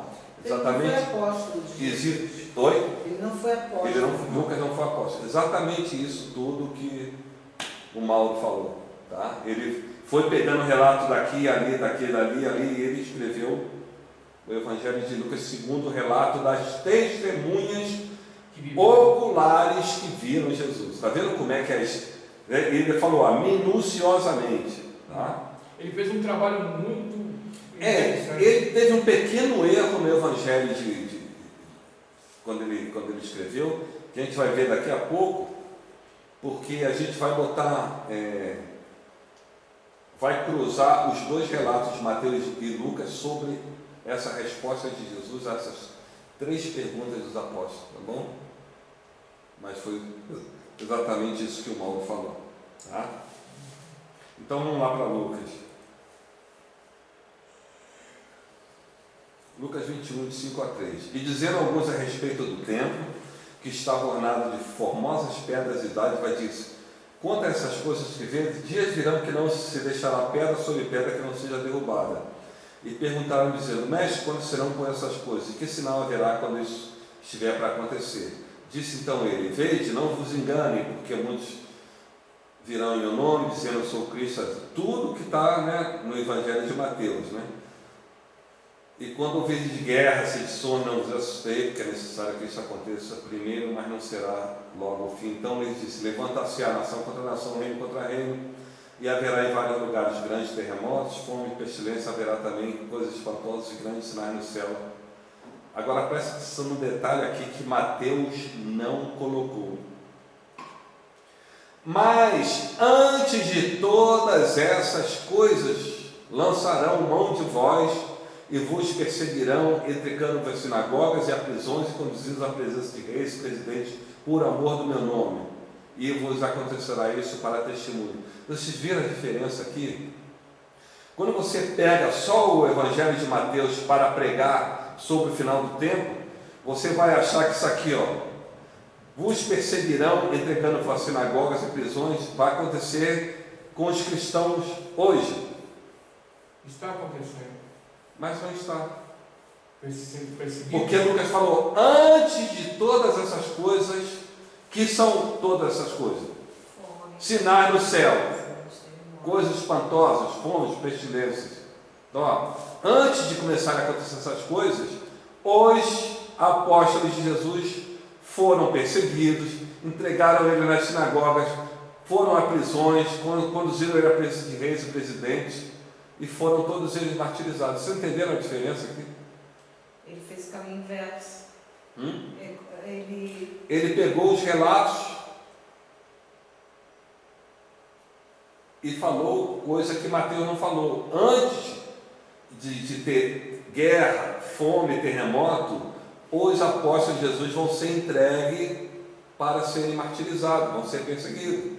Então ele estava se referindo aos apóstolos aí? Sim, aqui que está, antes de todas essas coisas lançarão, antes de todas essas coisas, estou falando, lapso de tempo, antes de começar guerras, rumores de guerras, fome, não sei, antes disso tudo começar, vocês serão entregues, perseguidos, Mas isso martirizados. não pode ser, mas isso aí não pode ser tido, ser interpretado, ser visto, que não está sendo para eles, e sim para o tempo de agora?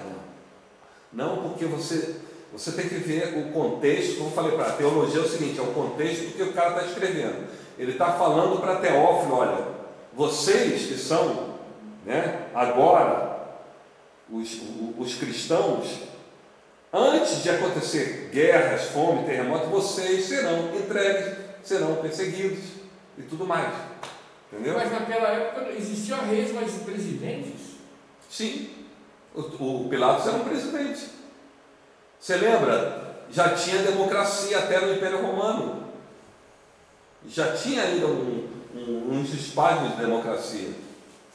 Tinha o imperador, aí tinha os reis de província e tinha os presidentes quer dizer, o presidente está abaixo do rei, até hoje, a Rainha Elizabeth. Não tem o primeiro-ministro e tem o presidente? Na Alemanha é a mesma coisa, a Angela Merkel é a primeira-ministra e tem o presidente da Alemanha. Então são aí coisas hierárquicas. Tá? E foi exatamente isso que aconteceu. Certo?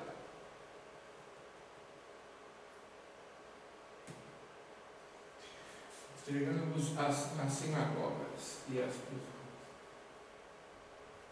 Entendeu? Ficou entendido?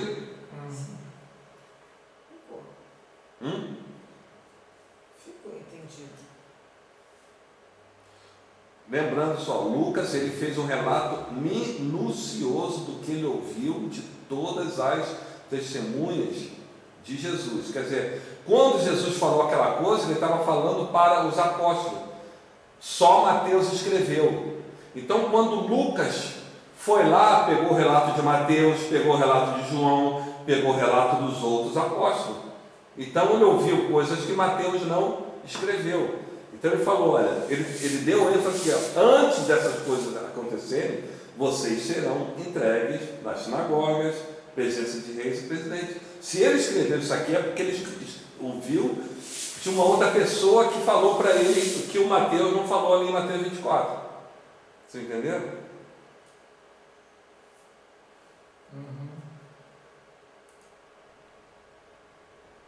Só para a gente entender, tá? A coisa da matemática de Jesus, tá? Vocês vão vendo aqui que é o 7º ano.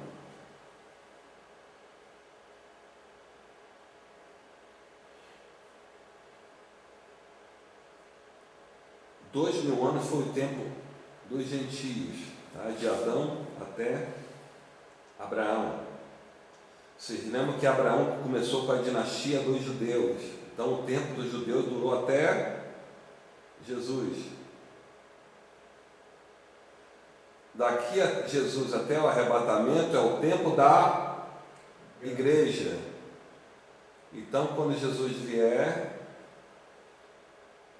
para estabelecer o milênio, agora o tempo será eterno. Isso aqui é a ordem cronológica, não tem como fugir, tá bom? Não é? Ordem cronológica. 2000 anos de Adão até Abraão, depois 2000 anos de Abraão até Jesus. 2000 anos está acontecendo a igreja. Claro, não é... né? Ah, mas estamos em 2019. Claro, gente, é né? O tempo cronológico do calendário não é muito certinho, né? Existe aí 365 dias, mais algumas horas, um minuto, então isso vai contando ao longo do tempo, vai dar uma diferença, né? Mas exatamente, né? Estamos aí, então, estamos no limiar, né, do 7º dia. Então, Só para eu entender. queria fazer uma pergunta, porque é fato que a Terra é muito mais antiga do que isso aí. Quem te falou Que isso? tem- Apologética. Qual é a fonte dessa verdade? Que eles encontraram, os arqueólogos encontraram ossos de humanos que transcendem essa data aí. Como é que isso é? Quem te falou que isso é verídico? Então, é cientificamente provado Não. que é muito mais antiga. Estude isso aí mais um pouco. Eles fazem o seguinte: eles fazem um cálculo com radiométrico, que eles dizem. Eles pegam geralmente o carbono 14 Sim. para detalhar a idade de um fóssil. fóssil. Olha só como é que é o erro. Tá? Já estudei tudo isso certinho. Tem cientista que questiona essas coisas de idade. Primeiro de tudo, o carbono 14 ele tem uma vida útil, que eles falam, não é vida útil, não, é uma outra palavra assim. O carbono 14 ele tem um negócio de 5.000 anos, tá? De vida, esqueci o nome, então assim, depois de 25 anos a radioatividade do carbono desaparece. Então é o seguinte, você pega uma árvore que ela está respirando, né, que ela faz a fotossíntese, né, ela pega o carbono e transforma em oxigênio, não é isso? A fotossíntese. Quando aquela árvore morre, ele acaba aquela fotossíntese. Então, o carbono 14 que está guardado nela, né, como impressão, parou ali no tempo. Entendeu? Então, você quer dizer o seguinte: se algum fóssil biológico tem mais de 5.000 anos, você já não pode mais usar o carbono 14 como base. Aí eles têm outro tipo de cálculo do tempo. Eles usam chumbo com não sei o que. Tem uma tabela lá. Só que o seguinte, depois disso, você põe a idade pode variar entre 8.000 anos e 80.000 anos. Entendeu? Outra coisa, você não pode usar o carbono 14 para nenhum objeto que seja inorgânico.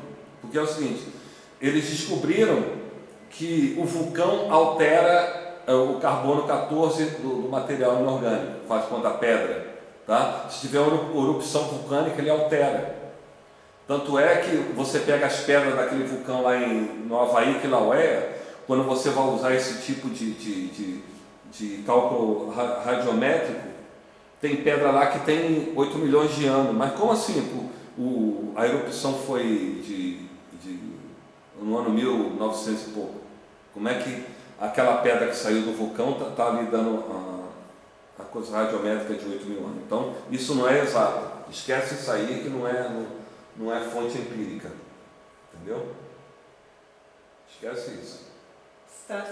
Estuda-se em cima de uma suposição, né? Uma Tudo estimativa. Tudo é estimativa, hipótese. Né?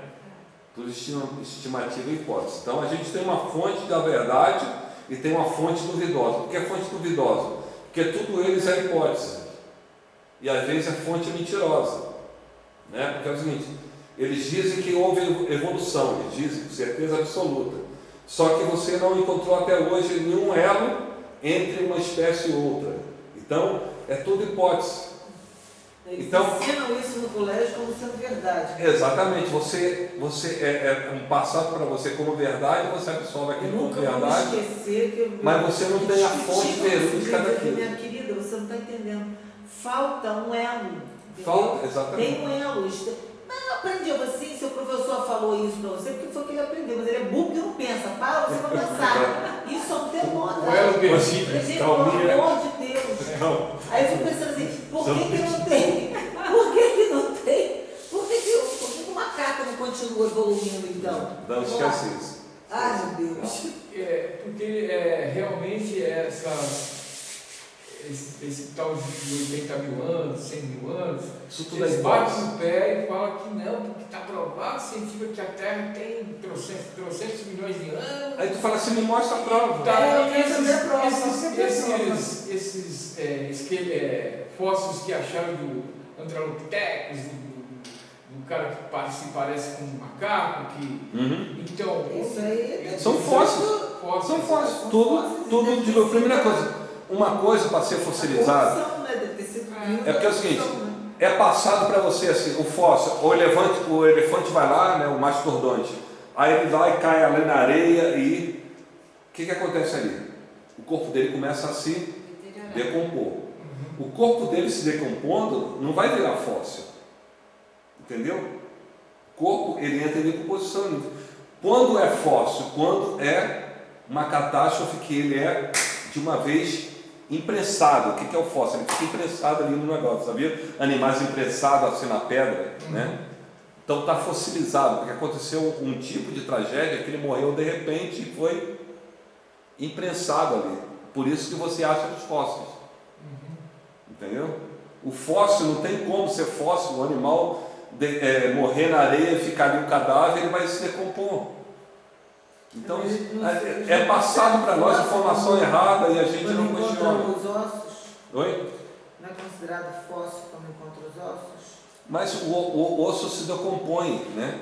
Entendeu? Não, o osso não se decompõe. Não, muito tempo ele vira pó mesmo.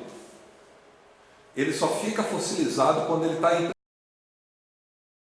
imprensado em alguma coisa. Mas quando ele morre numa tragédia e vem uma pedra e prensa o teu corpo ali, aquilo ali fica fossilizado.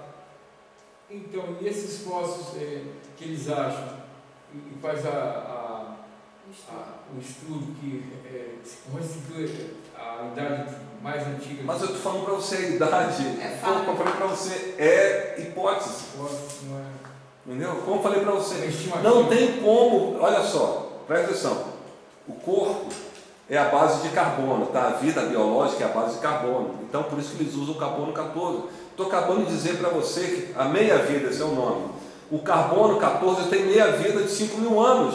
Passou de 5.000 anos, você já não pode usar o carbono 14. Vou perguntar isso a qualquer físico. Aí eles usam outro tipo de coisa. Entendeu? Porque o corpo biológico é a base de Mas carbono. esse outro tipo de coisa não pode... Oi? O que é esse outro tipo de coisa que eles usam? Tem uma tabela lá, carbono... eu vou trazer... Então isso daí não pode ser... Eu trago para vocês na próxima aula, eu trago para vocês todas as tabelas que eles usam para calcular, né, a idade das coisas. Mas eu entendo que o que ele quer dizer com isso, que essa outra matéria que é usada para estudo sem ser o carbono 14, ela é mais falha ainda. Mais falha porque não tem exatidão. Não tem, o próprio carbono 14 não tem, se tiver erupção vulcânica, todo físico sabe isso. O carbono é alterado, você não pode usar o carbono 14 porque vai te dar falha. Entendeu? Tanto isso é a prova lá das magmas que viraram pedra lá do vulcão do Kilauea, no Havaí. Entendeu? Ele dá uma idade falsa para você. Entendeu? Certo. Então continuamos isso aí. Então, isso aqui seria então um tempo numérico escatológico do plano de Jesus para a redenção, para a restauração da Terra, tá? 7.000 anos. 7.000 anos. Aqui, ó. Isso Você aqui é propôs contado em por 2017. O que está ali em 2016? Oi? O que está ali em 2016? O cara que fez esse estudo, ele Estava em 2016. ele achou que em 2016 ia começar o sétimo ano. Só que, se você parar para analisar, dentro daquele tempo ali, onde está o 2016 exatamente, até o final da seta, pode ser para nós, assim, um tempo muito, muito, muito grande. mas aí é cronológico, não tem jeito, né? Aqui é A cronológico. gente está no limiar daqui, né? Pois é, cronológico, como você falou que de uma certa forma parou, porque a igreja está crescendo. Então, Não, presta atenção. O tempo da igreja aqui é cronológico. De qualquer maneira é cronológico. Então, não pode não pode ter 3.000 anos aqui. Entendeu? É 2.000 anos mais alguma coisa. Então, 2100, não acredito. 2050, não sei. Entendeu? Aí, tem que pegar aí os erros ali dos dias e anos de 360.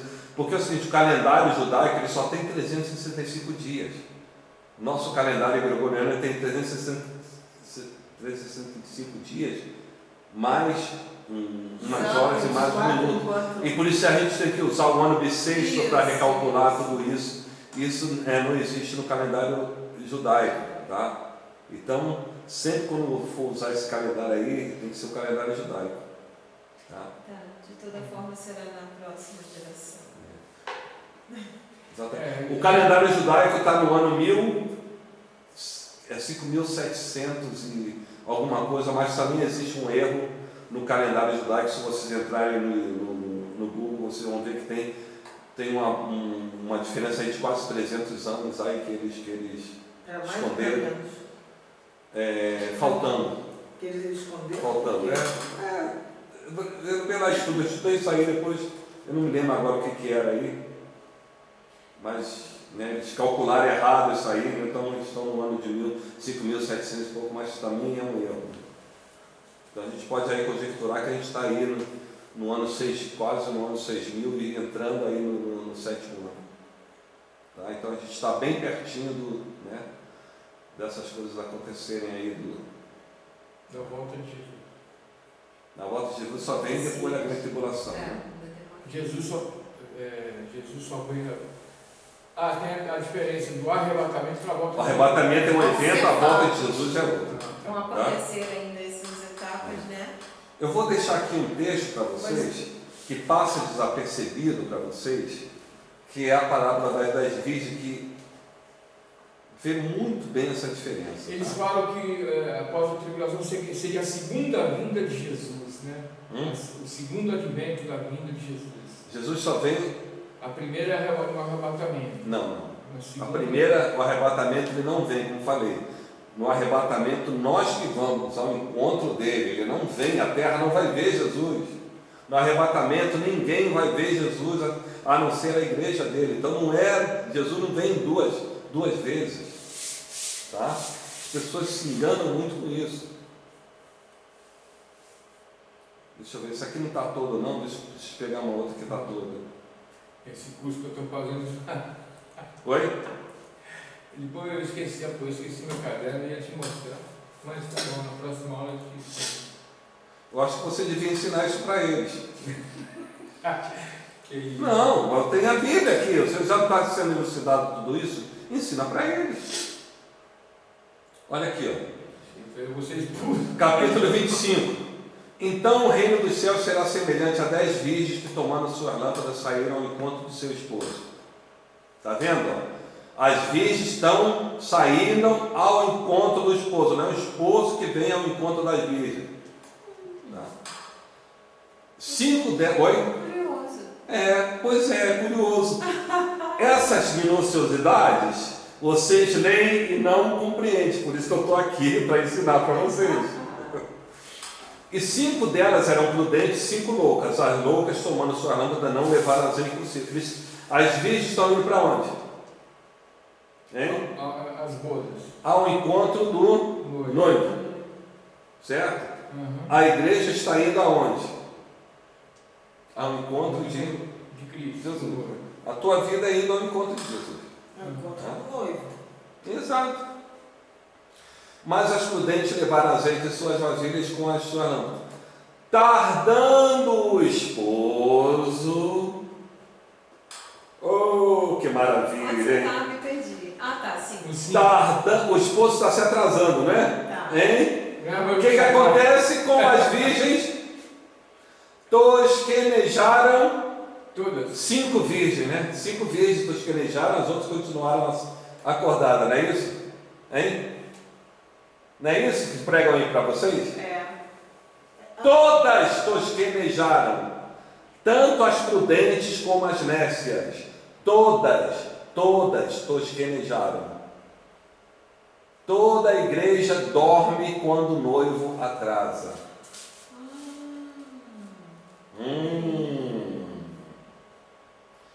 Toda a igreja dorme quando o noivo atrasa. O que está acontecendo no mundo atualmente? Estamos... Apostasia. A igreja está dormindo. E toma cuidado com essa palavra apostasia. Quando vier um arrebatamento, eu vou falar isso para vocês, que a gente tem que ser errado. Como que a igreja está dormindo? Quando a gente aprende a palavra e não põe em prática, não cumpre Porque e outra coisa, é porque toda a igreja está esperando o noivo arrebatá-la e está demorando. Então ela começa a dormir. Pouca fé, deixa pra Mas lá. o que eu tenho mais visto é que cada vez acrescendo mais evangélicos, Aonde? mais no mundo inteiro. no mundo inteiro. É. Eu vim da Alemanha. Eu vim da Alemanha. Lá uma geladeira só. Ó, quando eu cheguei lá em 94, o número de pessoas que frequentavam a igreja era 1, e agora, antes de eu vir embora, as igrejas evangélicas estão sendo vendidas para islâmicos. Estão sendo fechados, virando biblioteca. Está fechando tudo. Eu vi isso. Aí tu fala assim, o Brasil está o quê? As igrejas estão inchadas, não estão cheias. Igrejas estão inchadas. Isso aí. Pessoas conhecem muito pouco da palavra de Deus, estão procurando Deus para Bens materiais. benesses materiais, não estão procurando Deus pelo que Ele é. Então toma cuidado com isso, né? Deus não vê quantidade, Ele vê Qualidade. exatamente. Então a igreja, por que as igrejas esfriaram? Porque as trevas estão tomando conta do mundo. Antigamente a igreja influenciava a sociedade, hoje em dia não mais, entendeu? Isso é sonolência, ela não tem força mais para nada, tá? Vocês vão entender isso aqui agora, ó. Mas à meia-noite ouviu-se um clamor, aí vem o esposo, saiu-lhe ao encontro. Que meia-noite é essa? Meia-noite, Não sei. a hora nona. O que é meia-noite? Não sei, não lembro. É trevas espirituais no mundo. Por quê? Qual é a única luz que tem no mundo? Deus. Deus. Deus. Não. É o sol? Luz espiritual. Cristo. Ah, luz espiritual. É a igreja. Cristo está lá. Cristo é a luz que veio ao mundo. A igreja. Igreja. O que Jesus falou? Os discípulos, vós sois a Igreja. Luz luz do do mundo. mundo. Sol da Então, terra. qual é a luz do mundo A igreja. atualmente? A igreja. Meia-noite. O que está acontecendo com a luz do mundo? Está Se apagando. quase apagada. Entendeu? Agora, meia-noite aí. Na meia-noite, quando o mundo tiver Quase no clímax das trevas espirituais, a igreja é Arrebatada. arrebatada. E agora, as loucas disseram: dai-nos do vosso azeite, porque a nossa não se apaga. Mas os prudentes podendo dizer: não seja caso lê devagar, que nos rapaz. faltam a nós e a vós, e diante aos que vendem comprar para vós. E tendo elas indo comprar, chegou o esposo, e as que estavam preparadas entraram com ele para as bodas, casamento, e fechou-se a porta. Depois chegaram também as outras virgens, dizendo: Senhor, Senhor, abre-nos. O que ele respondeu? As pessoas que hoje não nos conhecem. Não vos conheço. Deixaram de ser esposas. Noivo. E aqui, ó, tem condenação para elas? Aqui, o 13. Tem condenação para elas? Vigiai-se, pois, porque não sabeis nem dia nem a hora em que o Filho do Homem há de vir. Tem condenação para elas? Não. O que o Jesus está dizendo para essas que ele agora não conhece como esposa?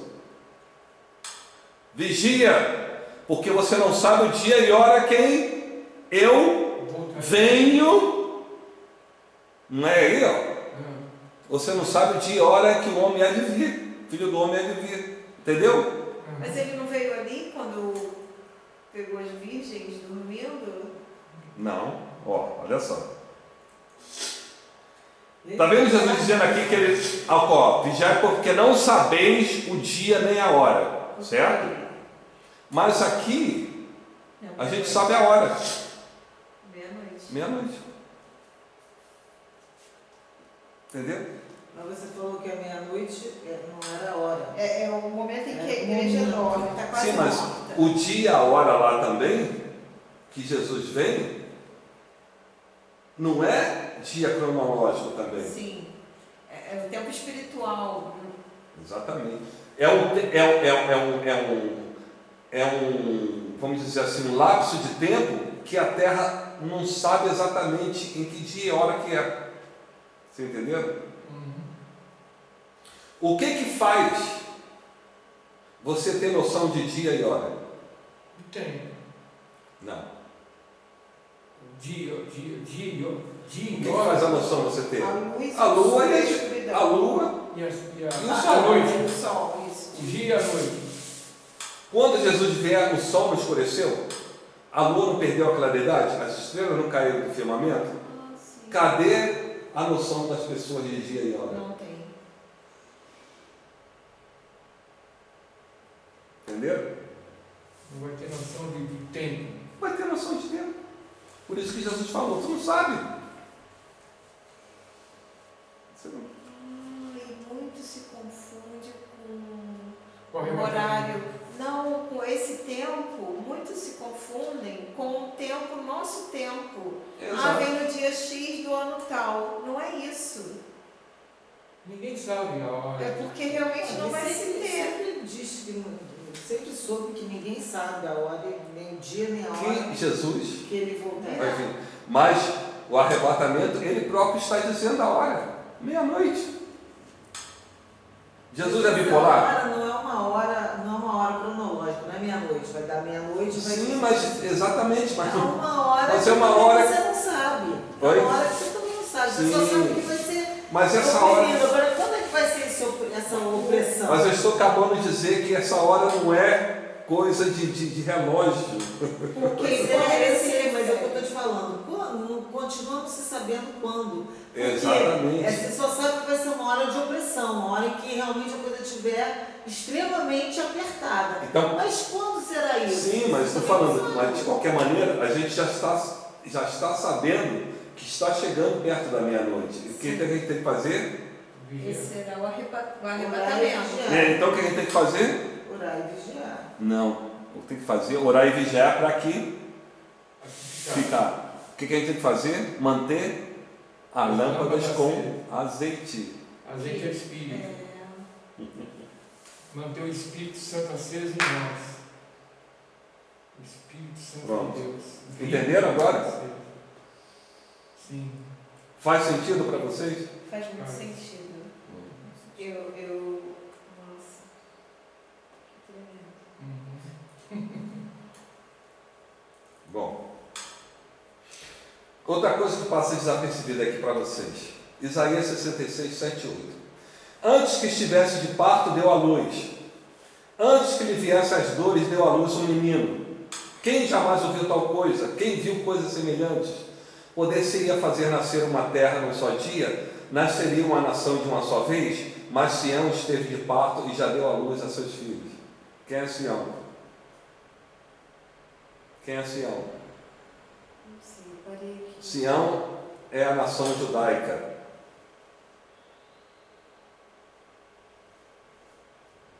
Ela estava de parto, mas já deu à luz a seus filhos. São os filhos de Sião.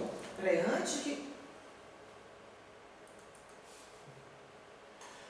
antes que tivesse de parto, deu à luz. Antes É. que tivesse de parto, deu à luz, não entendi. Antes que lhe viesse as dores, deu à luz um menino. Não Uhum. entendi. Entenda, olha só. Que jamais Jesus não falou do princípio das dores? Sim, Sim. o princípio das dores. Mas... Princípio das dores, certo? Teve um parto prematuro. Exato. O arrebatamento da igreja é um parto Prematuro. pré-maturo. É um parto prematuro. Antes que viessem as dores, deu à luz um menino. Parto pré-maturo. Antes que o príncipe das trevas viesse arrebatar a igreja de Cristo, ele leva. Por isso o parto é prematuro. Exatamente. Nós somos os filhos a nascer. Exatamente. Então, alguém está entendendo? Nós somos os filhos a nascer. Mas antes que o inimigo venha matar a gente, Antes que a própria mãe gere, né? ela é arrebatado antes, né? Não é exatamente no tempo do parto. Isaías já profetizou isso 2.500 anos atrás e passa desapercebido pela gente uma revelação dessa. Como eu falei para vocês, a Bíblia é um monte de pecinha de quebra-cabeça que você tem que ir encaixando, tá? Pega o contexto depois de Isaías 66 para você não entender nada. Por que Isaías falou isso aí? Acho que nem ele entendia. Não. Não, certamente que não. Nem ele entendia. Daniel não profetizou e entendeu alguma coisa? Gulufas, né? Eu vou depois trazer um estudo para você das 7 festas judaicas, ela tem a ver tudo com o que acontece com a igreja, porque o candelabro é a representação da igreja. Lembra disso que Jesus falou em Apocalipse?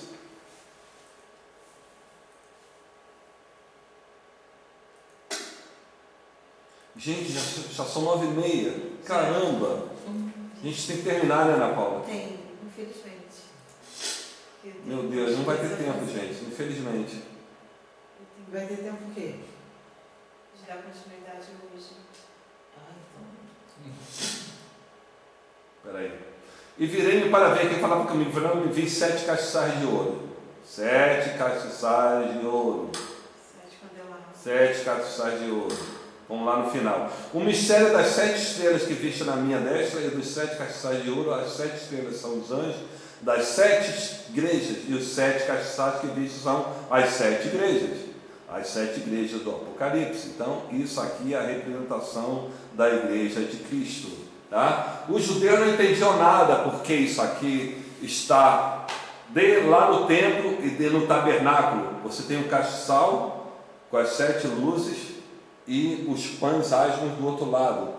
A única fonte de luz dentro daquela sala do templo é esse candelabro, para representar que a única fonte de luz na terra é a igreja. Os judeus, eles veneram esse castiçal até hoje, mas nos é revelado em Apocalipse que o castiçal é a igreja. Vocês acabaram de ver, tá? Então tudo isso aqui é representação da igreja, tá? A igreja ela foi concebida aqui, ó, no dia de Pentecostes, o castiçal do centro. Quando vocês pegam na cultura judaica, tá? Como é que acende o candelabro? Eles pegam o fogo do altar, não pode ser outro fogo, por isso que, né, teve sacerdotes que morreram por trazerem fogo estranho para o candelabro, porque o fogo tinha que vir do sacrifício do altar. Aí eles pegavam, acendia primeiro o candelabro do meio, porque foi na festa de Pentecostes que a igreja foi concebida. Aí a partir deles acenderem o candelabro do meio, daquele fogo do candelabro ele acende os outros candelabros. Você entendeu? Tudo isso é uma cerimônia que tem significado espiritual, tá? Porque a gente já sabe que isso aí representa a igreja. Depois eu vou trazer para você o estudo dessas 7 festas que Jesus veio cumprir a lei. A lei são essas 7 festas, tá bom? Ficou entendido mais ou menos, né? Mas depois, quando vocês entenderem o estudo das 7 festas, vocês vão entender melhor isso. A lei é o estudo das 7 festas. A lei que Jesus veio cumprir foram as 7 festas judaicas, tá bom? Bom, para terminar, 1 Tessalonicenses 4. Mas, irmãos, acerca dos tempos e das estações, não necessitais de que se vos escreva, porque vós mesmos sabeis muito bem que o dia do Senhor virá como ladrão de noite. O dia do Senhor, não é arrebatamento, tá? Pois que quando disserem a paz e segurança, então lhes sobrevirá a repentina destruição, como as dores de parto aquela que está grávida, e de modo nenhum escaparão. Mais uma vez aqui, Paulo dizendo: mas vós, irmãos, já não estáis em trevas, para que aquele dia vos surpreenda como ladrão. Por isso estou falando para você aqui, o Paulo está alertando, tá? que aí, se você não for igreja, vai ficar encontrado em trevas e esse dia vai surpreender vocês. Mas nós que já somos conhecedores da palavra, a gente vai entender o que Aqui está falando, não durmamos, pois, como os demais, mas vigiemos e sejamos sóbrios. Porque os que dormem, dormem de noite, e os que se embebedam, embebedam-se de noite. Mas nós que somos do dia, sejamos sóbrios, vestindo-nos da couraça da fé e do amor, e tendo por capacete a esperança da salvação. Aqui, ó, porque Deus não nos destinou para a ira, mas para a aquisição da salvação por nosso Senhor Jesus Cristo, que morreu por nós, para que quer vigiemos, quer durmamos, vivamos juntamente com Ele. Porque Deus não nos destinou para a ira. Qual é o dia da ira do Senhor? O dia do Senhor, a grande tribulação. Entenderam agora? Olha, Deus não nos destinou para a ira. Então a igreja não estará na aqui tribulação. no dia da ira do Senhor. Certo?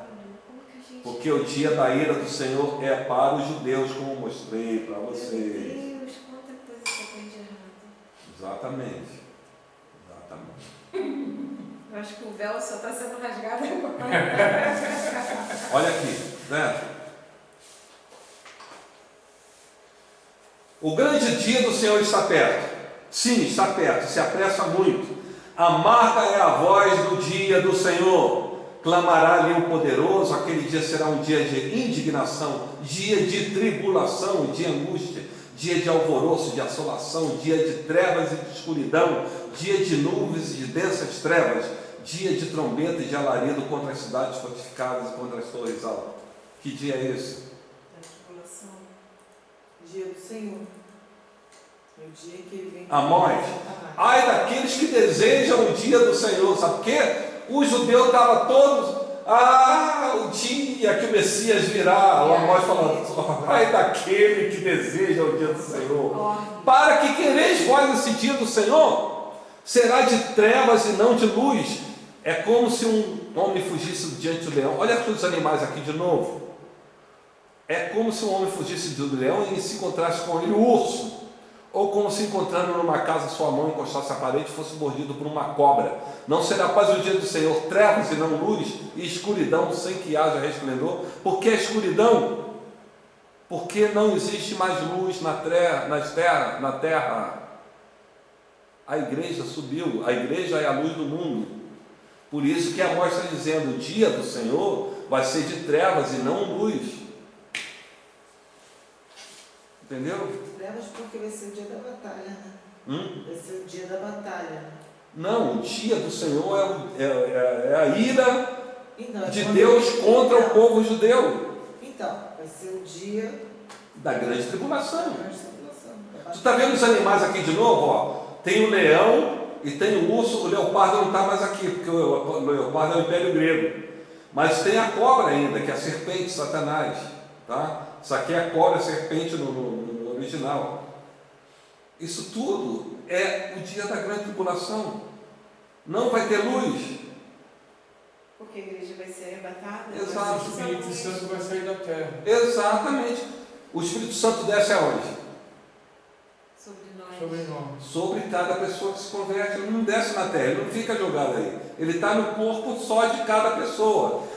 Os cristãos arrebatados, que é o único que tem o Espírito Santo, que é a luz, acabou a luz na terra. Então a terra vai viver as densas trevas. Aquela meia-noite, você lembra da meia-noite? Entendeu?